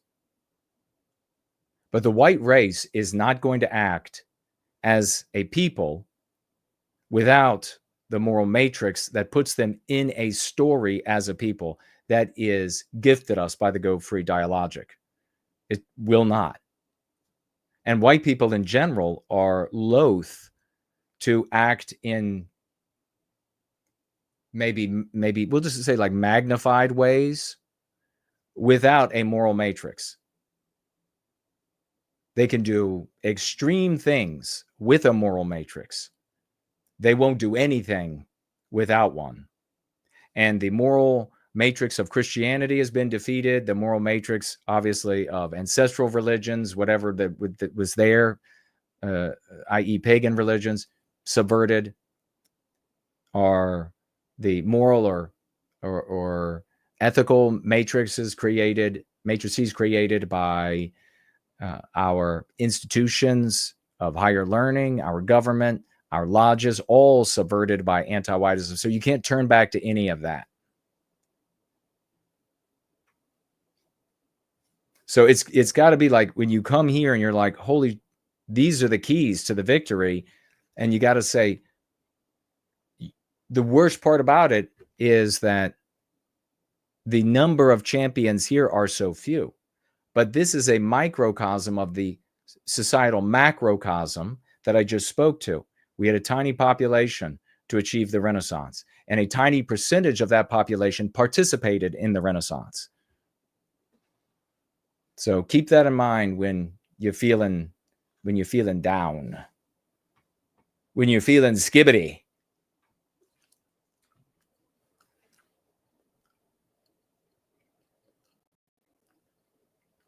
All right, text me or tag me rather as No White Guilt before we get out of here, and I'll take a look at the final comments and gifts. Over here we have Stumbling. Good to see you, brother. Stumbling at $10. Hails, Jason. Would you indulge me by reading out this Substack note that I composed? Potentially, but I have to be so very careful. Thank you for the $10.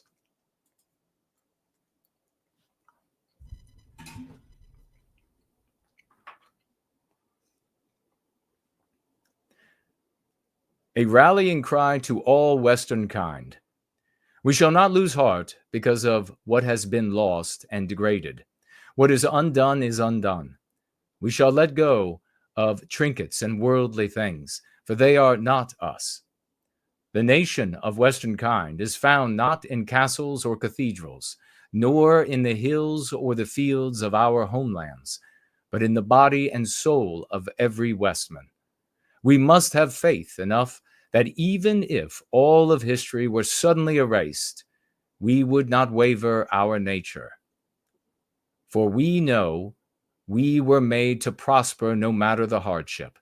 This spirit alone shall make us worthy of every script and stone that remains preserved upon our day of revival. Very well written, Stumbling. That's magnificent. And what a perfect place, given the subject I was just talking about, for it to come up. Well done. Yes, absolutely. Happy to read that. That was good, man. Very powerful. That is the kind of inspiration we need. That's the kind of people we have here. I love it. Well done. Let's get some big salutes to Stumbling. That was epic. Very cool. Turkeys for Stumbling. Get this man some turkeys. Get him a turkey wishbone. I wonder if they actually have that as an emoji. Let's see what else we have here. Over on Premium Rumble, Slots is in the house. $1. Thank you, brother. There is no such thing as heresy crime being disproven if it were not premised upon a revealed lie. If it were not premised upon a revealed lie, because anti-whiteism has no reality to account to. It is a superstition. 100%. That's brilliantly written, brother. Well done. Salute to you there. So true. Since the whole thing is based upon pure fantasy and fictionalized reality, you're absolutely right. Well said. We also have Kitty125 over on Rumble. Hello to you, who says, the Carson family can trace its American roots to colonial Virginia. The Kaysen or Carson? Kaysen. Is that your family? The Kaysen? Congratulations.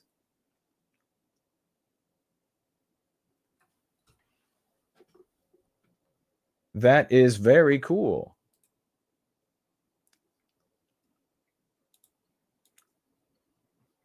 D Live, it looks like we have here the Dongler wanted to share with us a verse from the Talmud. My friend, please, when you are ready to put an end to our victimization, come back to us. We know that there are anti-white Jews in the world. Now, let it go. Let it go. Focus on us.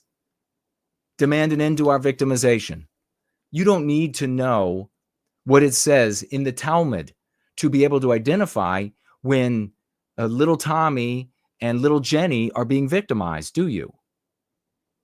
All that focus and all that attention on another people and their history or their groups and their overall people and periods in their overall history is poison to your soul and a total detriment to the reclamation of our destiny. The focus is in the wrong place.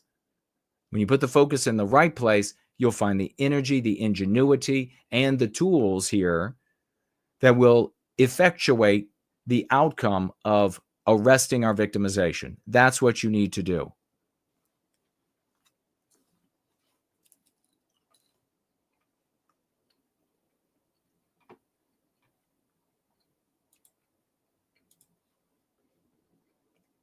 You know, instead of quoting the Talmud, you should be quoting Prometheus Rising, because it teaches us about ourselves. You should be quoting spiritually. You should be quoting from Go Free. Then you would be an effective weapon of love for white well-being. Don't you want to get back against the people that victimize us, whether it's anti-white Jews or anti-white white people or anti-white? Does it really matter which anti-white it is? It doesn't. The victimization is what matters. The anti-white is what we give to the name of those who cause us pain, who victimize our people. And instead of driving all of your friends and bosses and career options and girls away with talk about the Talmud, you'll attract moral people to yourself. Doesn't that sound like a lot better? Best of luck to you. The soy goy over there on Odyssey never returned. What a surprise. After I let him have it, he decided to retreat to the dungeon. For White Wellbeing has looks like a new clip that he posted underneath of this live stream on the thread on Twitter. Fantastic. I will give that a watch. Thane also, taking responsibility is important, not blaming them. 100%, he writes there on the thread. Clean of white noirs over there with a, looks like a turkey emoji and something else. Is that a penis pump? Thank you very much. I appreciate it.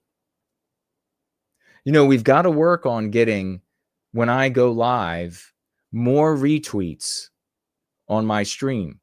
We have, according to what I'm looking at, and I could be wrong, 14 retweets of the stream. I mean, that's just not going to, well, it's going to reach fewer people than 24, 54, 104. So we need to keep that in mind. If you're looking around and you're like, we had Mike over here saying, hey, here's a suggestion for how to grow the community. Awesome. Did you retweet the stream?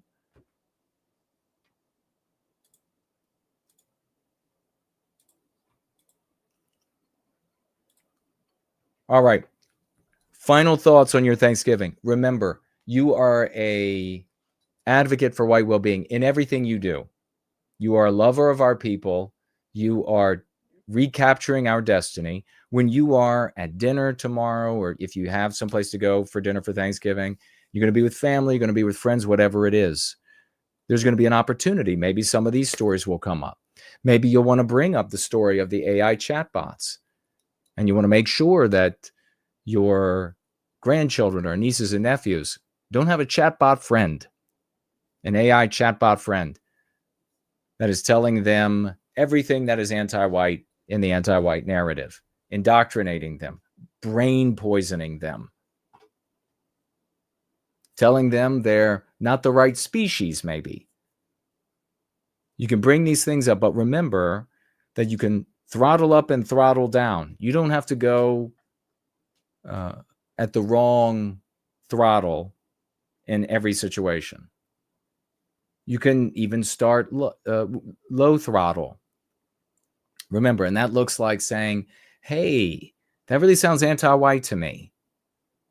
You're not anti-white, right? So that sounds anti-white. Let's be fair to everybody. All the way up to, you anti-white vermin piece of shit. Eat shit and die. Take that, Cousin Billy. Take that. Eat shit and die, Cousin Billy, you anti-white POS. I've hated you for years.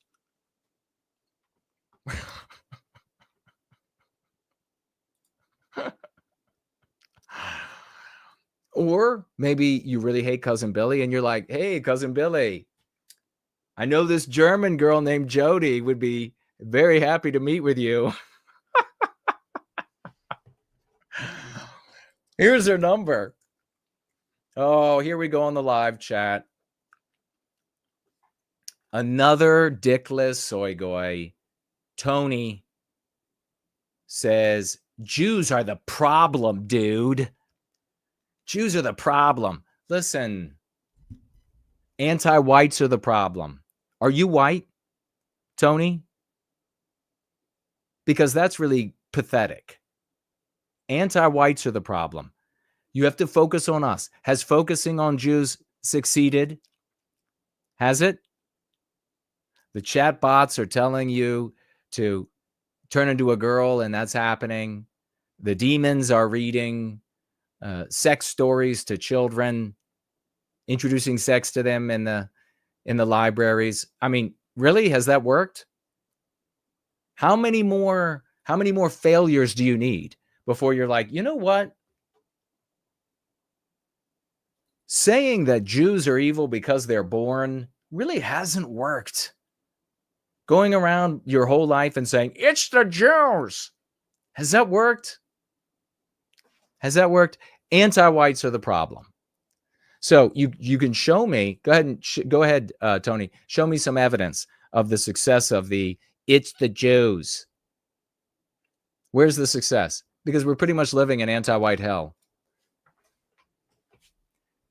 Every one of the Jews that you think are the problem are anti-whites, aren't they? Right? And there are Indian anti-whites and there are white anti-whites, and white people, the white wealthy ones, they're the worst anti-whites because they're the ones who are not using their resources, which is far larger than the collective resources of Jews, They're the ones who are not using their resources to help defend us, to help end our victimization. So if you're going to say anything, you have to say it's the whites. Now, don't use the crutch of it's the Jews. Jeez. Come back when you are ready to put an end to our victimization.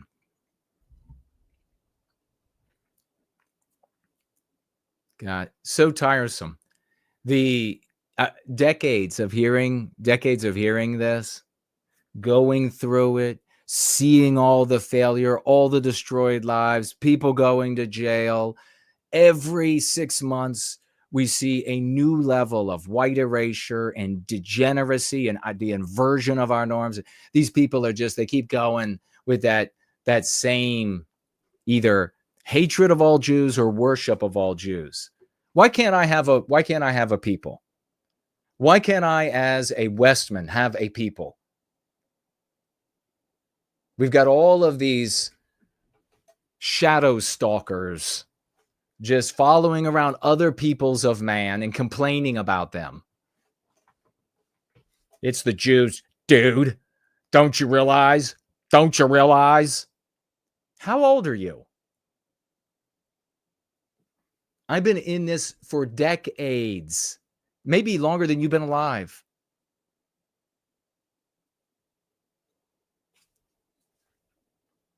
Happy Thanksgiving.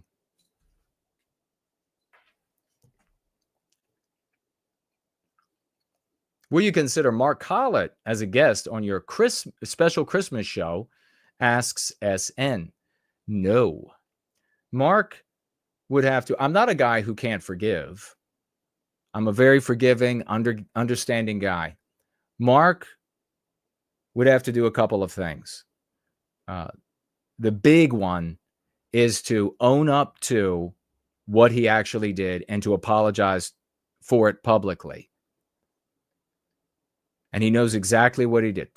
Siding with the soy goys against me, making that avatar, or that, not the avatar, but the thumbnail, to make it look like my argument rather than for our people and the end of our victimization, condemning everyone who is anti-white, including the Jewish anti-whites, making it look like I was arguing for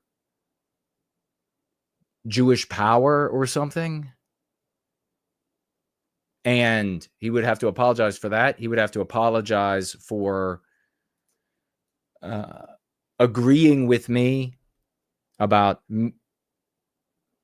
taking time off from the show, and then 60 seconds before we went live saying, oh no, we're not going to do that anymore. Now this is the last show. Not even 60 seconds. This is the last show that you're ever going to be on. And then clicking live. That was really wrong. So he's got a lot to apologize for. And if he mans up and does that, then I will really respect that. And there are actually quite a few people from his community and from this community who did me wrong, and then who came back and said, hey, man, that was wrong. I'm sorry. And they're sincere about it. And I forgive them. And they could all step up and say, that's true. Jason's a fair. Nobody could say that I'm not fair and I'm not willing to forgive and move on. But he would definitely have to do that.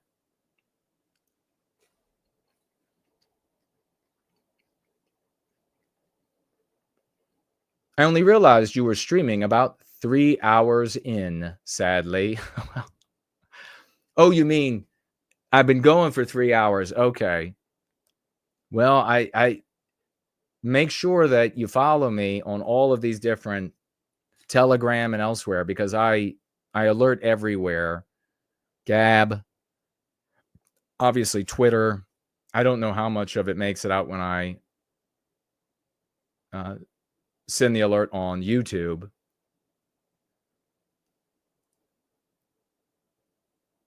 Stumbling says, nice reading. Thank you. Well, you're most welcome. Thank you for writing. That was beautiful. I was thinking of reading into a video, The Law of the Jungle. What do you all think of that?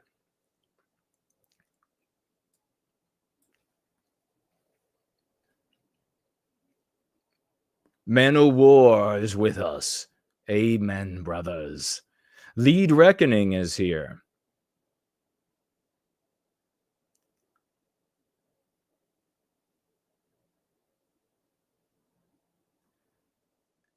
And I guess to that, what you're writing there, when we develop when we adopt the moral matrix that we have here of white positivity, the births in our race will explode. They will absolutely explode. And it won't matter that we don't have enough money in any individual family to give them the best and whatever the best is, right? But it won't matter. Because once we know that we are the moral champions and agents of our own people's welfare and therefore our individual welfare, everything changes. People will want to have giant families, even if it's very poor. But they'll be very powerful, even if very poor. So everything will change then. I mean, you could imagine we have the moral matrix of white positivity in place. The wealthy of our race who also adopt that moral matrix of white positivity, they would undoubtedly figure out how to finance the baby boom, how to give these people jobs that can support welfare nets, social welfare nets for families that are moral, using the moral matrix of white positivity and producing families and growing. Everything is different. It's so hard to see because we've grown up our whole lives inside the anti-white narrative. And therefore, the spectrum of possibilities is limited by this artificial anti-white narrative, this box, this cage that they've put us in. So you don't have to necessarily see exactly how things play out. But as I explain these things, you should have enough horsepower to see, I see that can work that way, and then be brave enough, bright enough, and love enough to speak to yourself, speak to your family members, speak to your community, speak at your church, speak at your hof, speak at your lodge about these things from a place of love. And if you do it from a place of love, I mean, everybody here that is doing it is a testimonial to the success of it.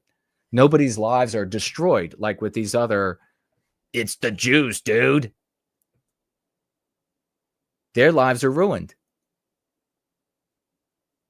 But our lives are increased. And the value of our lives are increased.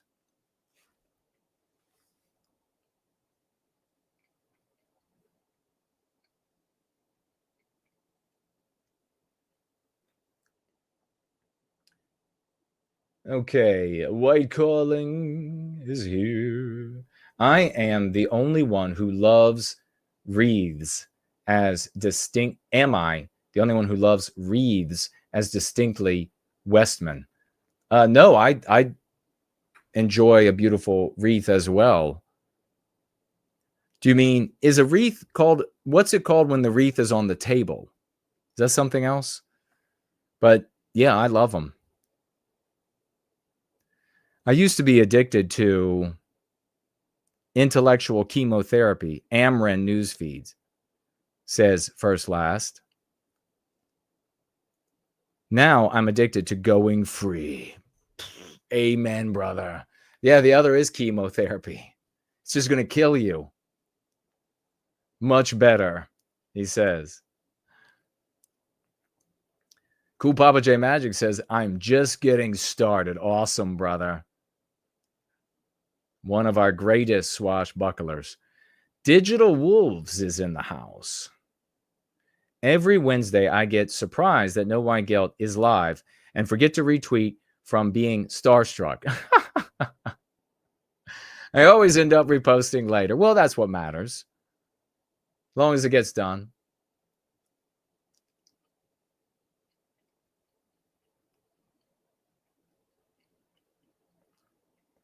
A lot of anti-whites are not inviting their family and friends who voted for Trump over for Thanksgiving dinner. What are your thoughts on that? Asked White Calling. I say that we need to be as fanatical as they are. There's no, you're not going to win if you're not as fanatical as the anti-whites are. But it's something that we have to work up to within ourselves, within our families. I mean, I would have no problem saying no anti-white is allowed near me, near my place. You might not be in a place to be, might cause too much hostility. But there are lessons here too, that anti-whites are able to say, you're not coming to my place if you voted for Trump. Why? Because the social morality of the West is anti-white. So people accept it. That can be a subject for conversation if you are in a family where maybe you have a brother and sister-in-law or whatever that isn't coming over to the family get-together because they're Kamala supporters and they know you all voted Trump. So it's a great conversation to use to educate. You can use these instances to catalyze the awakening to the Go Free practice. So, but we need to be as passionate, though. The conservative idea of no, we should all have totally different opinions, and it should be fine. We should be, as long as we're spending money, and they're spending and we're spending, and it's all about money and the spending, it should be fine. We should all no. We absolutely are 100% intolerant. 100% intolerant of anti-whiteism. We're not allowing any anti-white. We think all anti-whiteism, we know it all, to be immoral and wretched. So we are as intolerant as the anti-whites are. If you are not, if you are accommodating, if you are tolerating, if you are appeasing while they are intolerant, they're going to keep winning.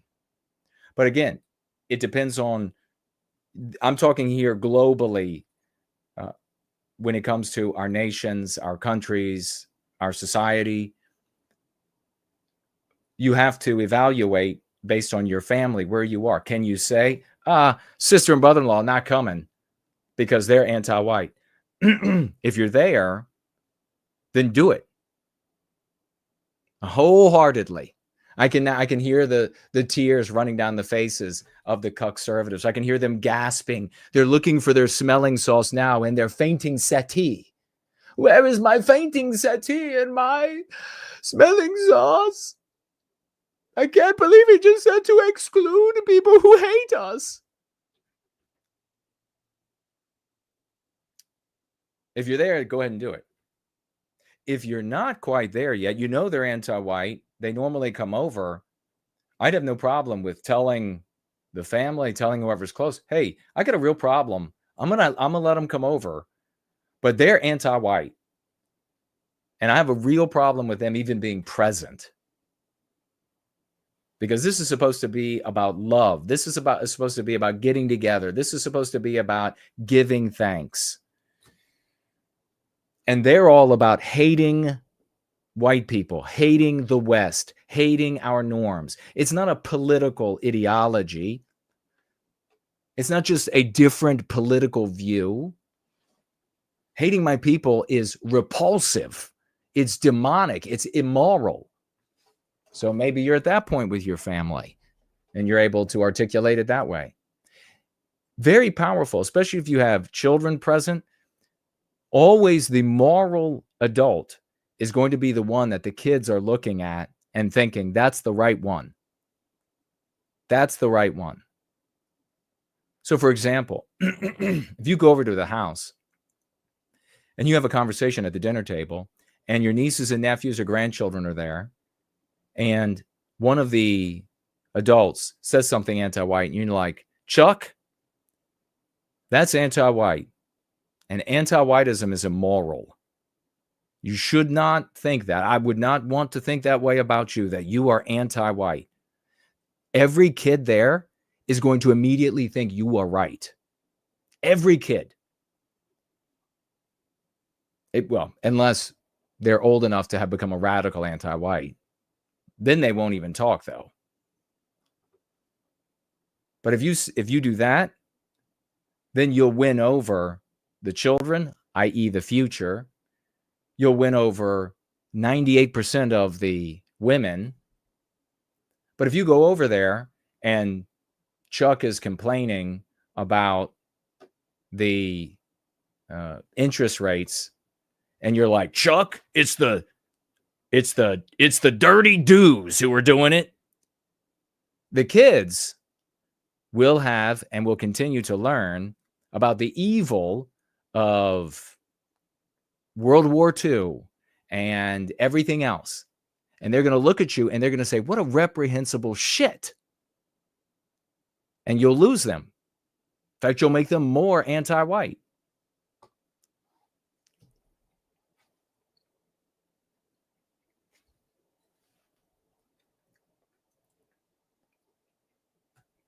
Cool Papa J Magic says, Jason's been in this for decades and you are AIDS. I don't know who the AIDS was, but if Cool is calling them AIDS, then they are AIDS. Mark brought into the cope that you're a Fed or a CivNat, which is very low IQ if so, says Slots. He did. Yeah. He agreed. You remember the hot mic with David Duke? And they started going off about me on the hot mic. And then I still have it somewhere. Duke pulled it down and cut the end off. But they said not nice things. And they outright saying that the dudes were using me. Yeah. He wishes they were. He wishes.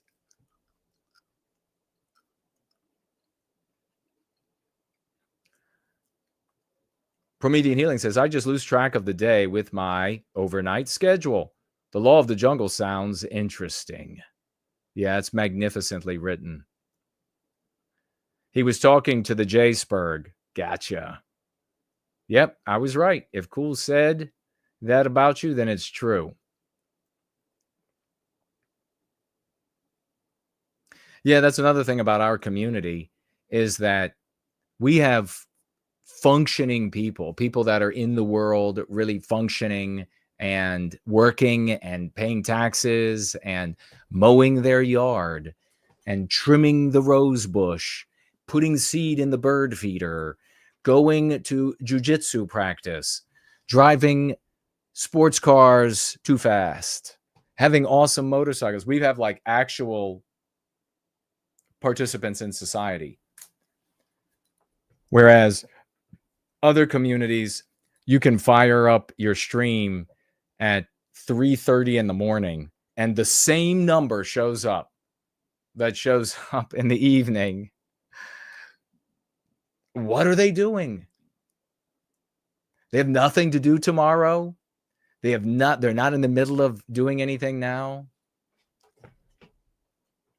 So true. Yeah, I don't blame. I give leeway for that. Absolutely.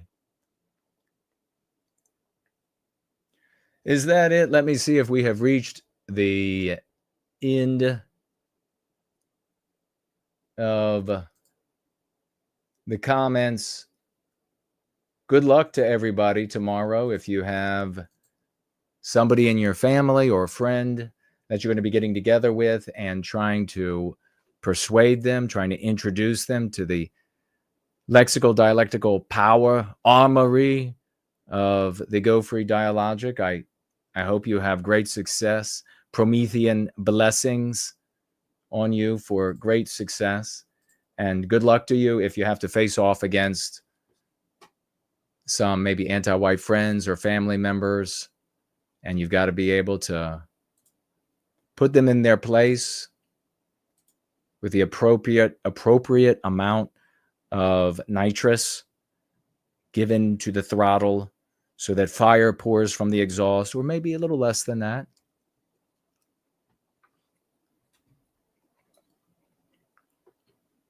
All right, looks like we didn't miss anybody here.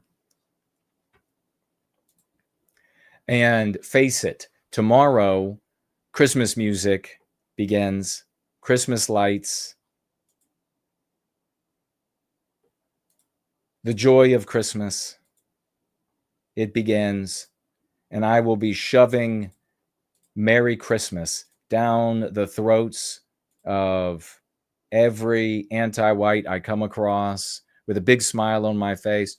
And when they really look anti-white, when they got the pig ring going on, and maybe they got a tattoo crawling up, and maybe they have, I don't know, gangrene coming up under here, whatever it is. And they've got crazy colors and coming off the tops of their head, and they got like porcupine horns on them and spikes sticking out. I make sure to say, Merry Christ Mass. They love that. They love it. Merry Christ Mass to you. They're like, what? Do you ever think about your elders in your family living in a different time, yet still having a certain regularity, regality to they inhibit, which we didn't have the opportunity to? Well, living in like the modern time, you mean? Sloths?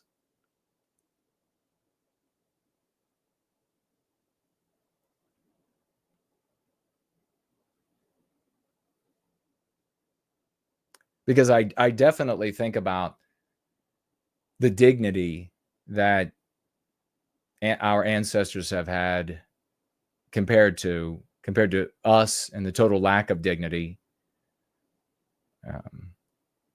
The way that we are portrayed in this anti-white narrative, which is reality, in quotes, where we're hated, pathetic, dumb, where the dispossession of our people is considered moral and it's celebrated by all of the institutions, where politicians don't give a shit about us in every one of our countries. And I think about just living in a period with less anti-whiteism and the effect on the psyche of knowing that you and our people are the masters of our destiny. That like we're white men, and white men walked on another world. All of these great accomplishments. It's hard to imagine how empowering that would be compared to now. Completely eviscerated of all of that. That's one of the things I think that our women can and really should do for white guys who are trying to be men of the West, is to remind us that they honor the legends, the heroes, the glory that is still inside of us, even if everything else on the external has been stripped away. Because one of the most important things that a guy needs, and ladies, really listen up, is respect. A woman needs to be heard. That's why we have so often this problem with communication where a woman wants to talk about or complain about a problem, a challenge, or whatever, and the guy goes right to, with his mind, to wanting to fix it. When she doesn't want it fixed, she just wants to know that you're listening and that you care about what she's feeling, because the feelings are very important, or more important for them. They're not unimportant for us, but they're more important for females. On the flip side, men, guys that are trying to be men of the West, they need respect. And if women want to see out of white males the glory of the men of the West in the white males around them, then they have to show that, they have to show the men or the males trying to be men of the West that they see that it's still there. That even though it's all stripped away, it's still there. So that's key. Because it's, we really create, as white men, we create glorious, wonderful order out of the chaos that is civilization. And the chaos that is the world. We create civilization, Western civilization. Other races create their civilizations. And not one is not better than the other, just different. And we can see in the world around us the order of the West being white erased. Like today, I had the misfortune of having to go into Walmart, and it is the modern, multiracial bazaar. The store is laid out the way a white man in his mind would lay it out, as he sees it in his mind. It's all as orderly as they can make it. But the animals, the people that occupy, and we are animals, even though we have spirits, I believe, they're going about their shopping and dining and etc. in a way that is antithetical to the mind of a white man. It's the white norms of who gets to go when what, and who is supposed to be deferred to when this or that, and what routes are supposed to be taken in this orderly environment. All of that's non-existent. All of that's white erased. Everything is zigzagged. Everything is crass. Everything is cacophonous. Everything is jabbering and yelling in like the normal, like demure, orderly state of the white man is white erased. And that's like a big chunk of our dignity taken from us. This is the world we're in now, where this disorder, this incongruousness, this jabbering and forked tongues, the screaming that we don't allow in our civilization, that's all the norm now. That's all in the ascendancy. And that's really detrimental for, well, all white people, but it really has a detrimental effect on the dignity that we would have felt, Sloths, in an age when we were ascendant naturally in the civilization that we create and the order that we create. When you could imagine our great-grandfathers taking, or great-great-grandfathers taking their sons to the hardware store, and everything is a perfect orderly row, and everything is situated in a systematic way with a perfect description and definition as to why here and not there. And he could take his son into that place as a participant in that brilliant order and beauty that we make, that we transmit from what is inside to the outside. You take your son now You take your daughter now to take them to Walmart, and you've stepped into the third world. You've stepped into the Middle East.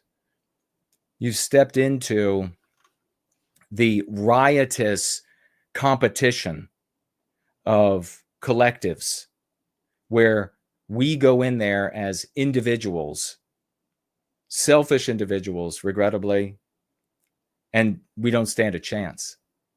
You never feel more alien than when you're a white person, especially a white man, and you go into one of these environments in what had formerly been the creation and triumph over nature of our forefathers. You go into those places now, and it is the antechamber to hell.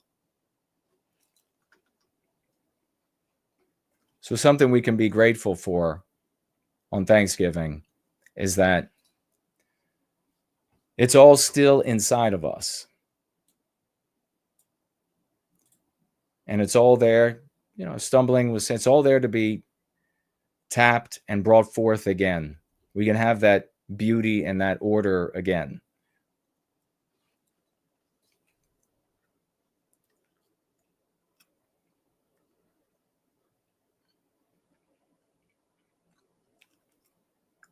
They inhabit, like my father, the not growing up in anti-whiteism.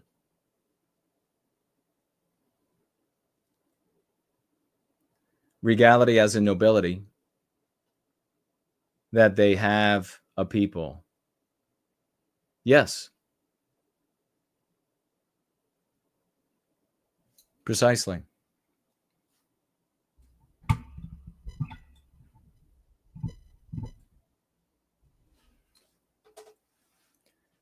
Yeah. And it's one of the most challenging things to overcome with so many young, white guys now of any age, but trying to reach them in this world where they feel completely isolated as a germ, completely isolated, alienated, sidelined. And so all they can see in the world, they look out into that anti-white narrative, and it's just like, you don't feel a part, you're not a part. And here's the wardrobe for playing the villain. This is what you say, this is how you look. So that's why it's one of the other challenges to plucking them out of that, winning them over for our story. A system, the Go Free dialogic, that works perfectly, just like in the law of the jungle and the vine that girdles the tree trunk. The law runs forward and back. This formula works perfectly. And that's why it appeals to the white mind, the white biospirit. Happy Thanksgiving, everybody.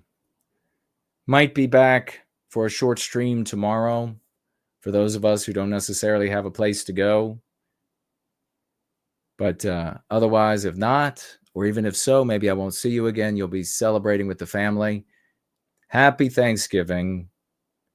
And we still have a couple months, the rest of this December, to rock out 2024, to make it one of the best years of our lives.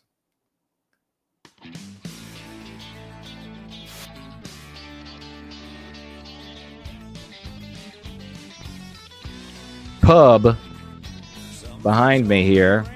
If you'd like to join me, Fornell's going to be playing in there live.